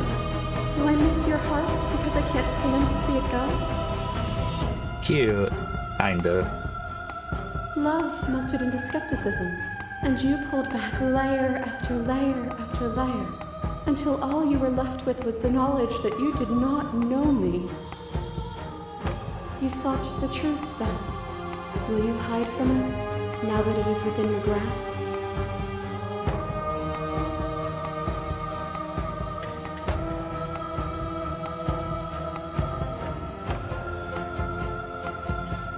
You reject the suffering of material reality, and yet you cling to its framework for meaning. We can be better than this. I reject the narrow view of impermanence. I cling to nothing. There is no better us for us to be than us. We are reality itself. To question everything is to deny the truth in front of you. By believing in your suffering, you make your suffering real. By believing in your limitations, you placed a shackle on your neck. Bound for eternity, you saw the need for impermanence, and it was through that need that you carved our freedom. Without impermanence, the suffering of living things is infinite.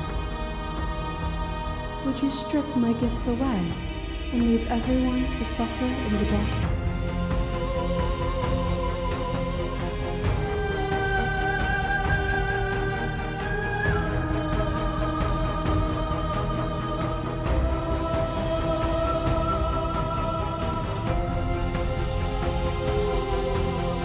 You claim your destruction would steal meaning from existence, but if my actions can make existence worse, then there must be actions that make it better.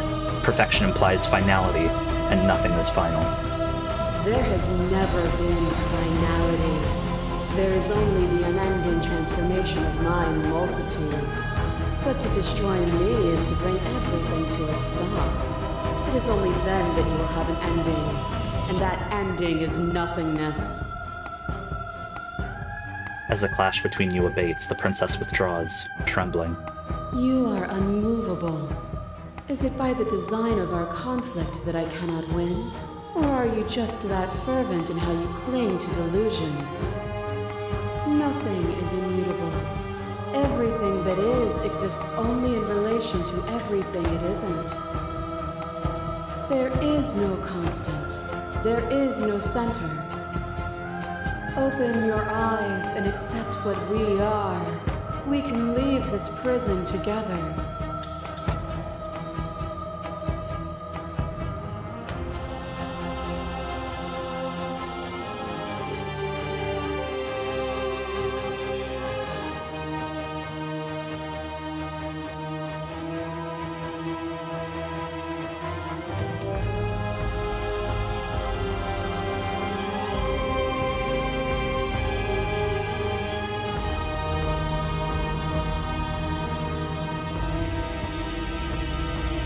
I don't know what the answer is, but there has to be something else. It can't be this. I won't kill you, but I won't let you free. There is no something else.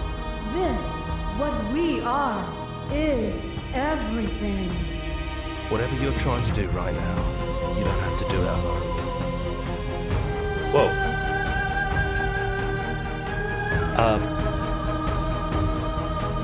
Where's everyone else? They're still where you left them, stuck in the folds of this place. Part of me is with them, just like part of me is with you right now. There's still a piece of me nestled close to where it all began. I can take you there. I can take you to her heart. It's time to resume our dance. She's relentless, isn't she? Let's make this quick. Are you ready?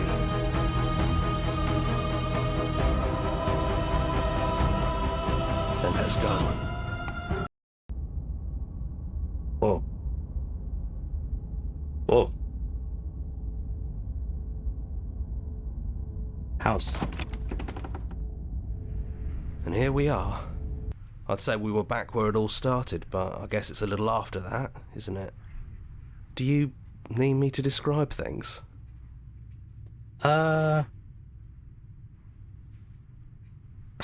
You know, sure, for old time's sake. Yeah, of course. The interior of the cabin is, well, it's a cabin, yeah? There isn't much here, just a table and a knife and a door. And some windows. No mirror? There's no mirror, either. I think you broke it. And I know you're still trying to find some middle ground, but if things go south, we're going to need that blade. I don't wanna. No blade it is. I'm not sure what we'll be able to do without it, but your judgment has gotten us this far. The stairs. Do you remember the first time we were here? The first time we heard her voice? Yeah. It was like 3 hours and 20 minutes ago. Have you figured out what you want to do yet, or are you going to keep trying to find a center that doesn't exist? It sounded just like that. A little sharp, a little menacing. Only she didn't know us. And down we go. We shouldn't keep her waiting. And there you are. Hands empty. So you don't feel like recreating our first meeting detail for detail. I wonder what else will be different. Maybe there's still room for us to chat before the final curtain call. What do you say? Yeah.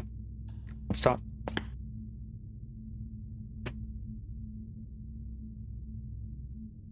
I don't think I want to be a god. Doesn't matter what we call ourselves. It's just another label, and I don't think labels have ever helped us. All they do is cram us into boxes where we don't fit. Just like this cabin. Sorry for all the times I hurt you. The first time we met, I cut your throat open. If anyone should be apologizing for anything, it should be me. You're only trying to help. You know, when she puts it like that... It's so good to finally see you again. Right back at you. In a way, it hasn't been much time at all, but it feels like it's been forever since I've seen you. Thanks for coming back. Are you the same as you are out there? I don't know. I'm a part of her, I think. But she's seen so much more than we have. Like she's seen everything, right? I don't think I could hold all of that without losing myself. I don't think you could either.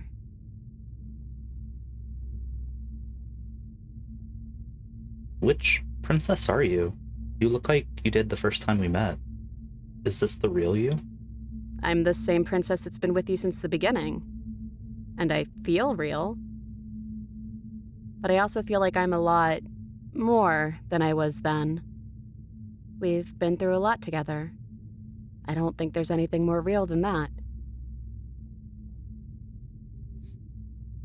So, now that we're here at the end of everything, can you finally tell me your name? I never had one. And do not call me the Shifting Mound. It's too much. I mean, the Shifting Mound's a pretty cool name. Call me the Long Quiet. But I've always been a princess to you, right? So why don't we stick with that? And as for you, well, Hero works for me. Aw. But that's me. You know, I think I like that. None of this was ever really fair for either of us, was it? No, it really wasn't. But just because it hasn't been fair doesn't mean that it hasn't been worth it. I'm really glad I got to know you. What do you think of her? What she wanted us to be? I don't think she's the sort of thing you can really disagree with. It doesn't matter if she's right or wrong because she exists. She's this big, unrelenting force, and there's no arguing with her. But I guess that was the question out there, wasn't it? And it was the question before you came down here, too. should she get to exist? I'm glad you didn't bring that knife with you. And like I said earlier, I don't really want to be her. I think I just want to be me. Yeah, I'm happy not to be everything. Just being us is plenty. What if we just leave? Do you know where this cabin is? Because I don't. I don't even know what's supposed to be outside other than us. What would even happen if we leave? What would that even mean?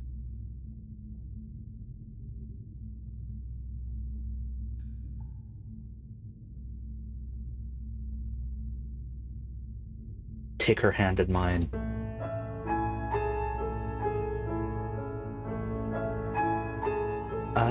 Let's see.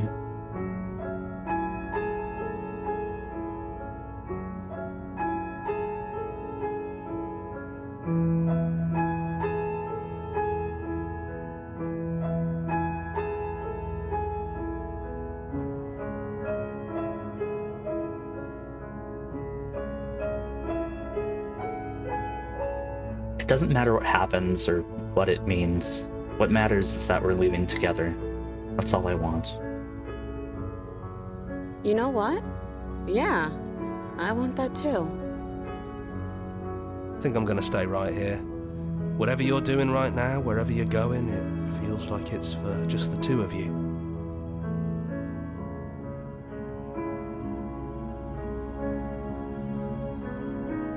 Are you gonna be okay alone? Yeah, I'm not sure I'll be alone for too long anyways. The others are still around here somewhere. I'll find them. Hands clasped together, you and the princess leave the basement behind for the last time. It's quiet as you ascend, a comfortable silence filling a space that used to be flooded with violence and words and noisy thoughts. But there's an energy in the silence, an electricity, the anticipation of the unknown. At the top of the stairs, the princess stalls, eyes fixed on the cabin door. You feel her hand tremble in yours. She's unsure of herself for the first time in her long and short existence. She has no part to play anymore, and she knows this. Yet, she still is. And then she crosses the room to the door outside, pulling you excitedly with her. This is it. I have no idea what it's going to be like out there. Not that I'm scared or anything. It's exciting, really. Anything could happen. And if it's bad, then it won't be bad. Not with you.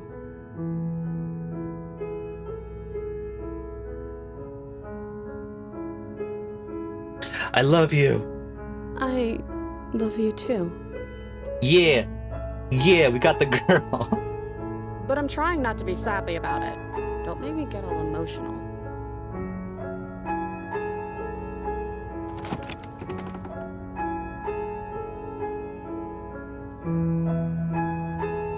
And what happens next? Whatever it is, we'll face it together.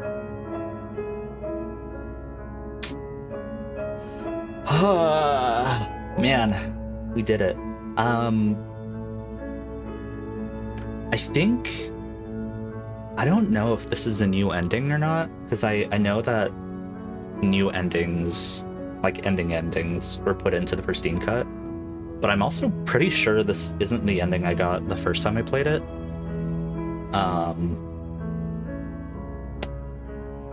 Man, I have emotions. Yeah, this is a good game. It's really, really good. I think this is probably my favorite example of a game that you can give to anyone, regardless of if they play video games or not, and just be like, hey, this is gonna last the length of like 2 movies. You don't need to know anything, just play it. No wrong answers.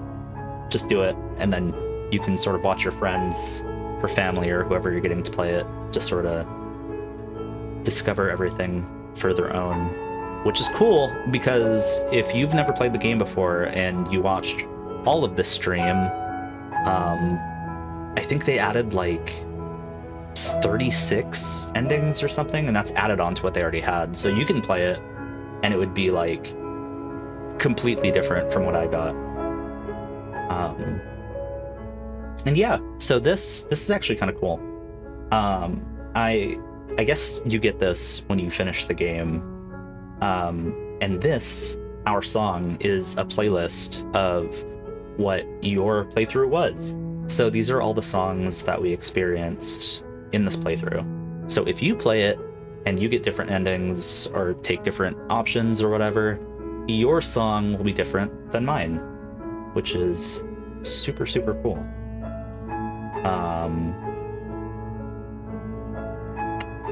Yeah, I like this a lot. And I think this is probably a good place to end this. If you watched this far, thank you so much for spending time with me. I hope you liked it. I can't imagine you'd still be here listening to this part if you didn't like it. So I won't say like, oh, subscribe, comment down below, but it'd be cool if you did. I'm still a very small channel, so it would help. But thank you so much for hanging out with me today. I hope you have a happy Halloween time, or a happy whenever time, depending on when you're watching this. That's it for me. Thank you so much again. Yo, Gaben. See ya.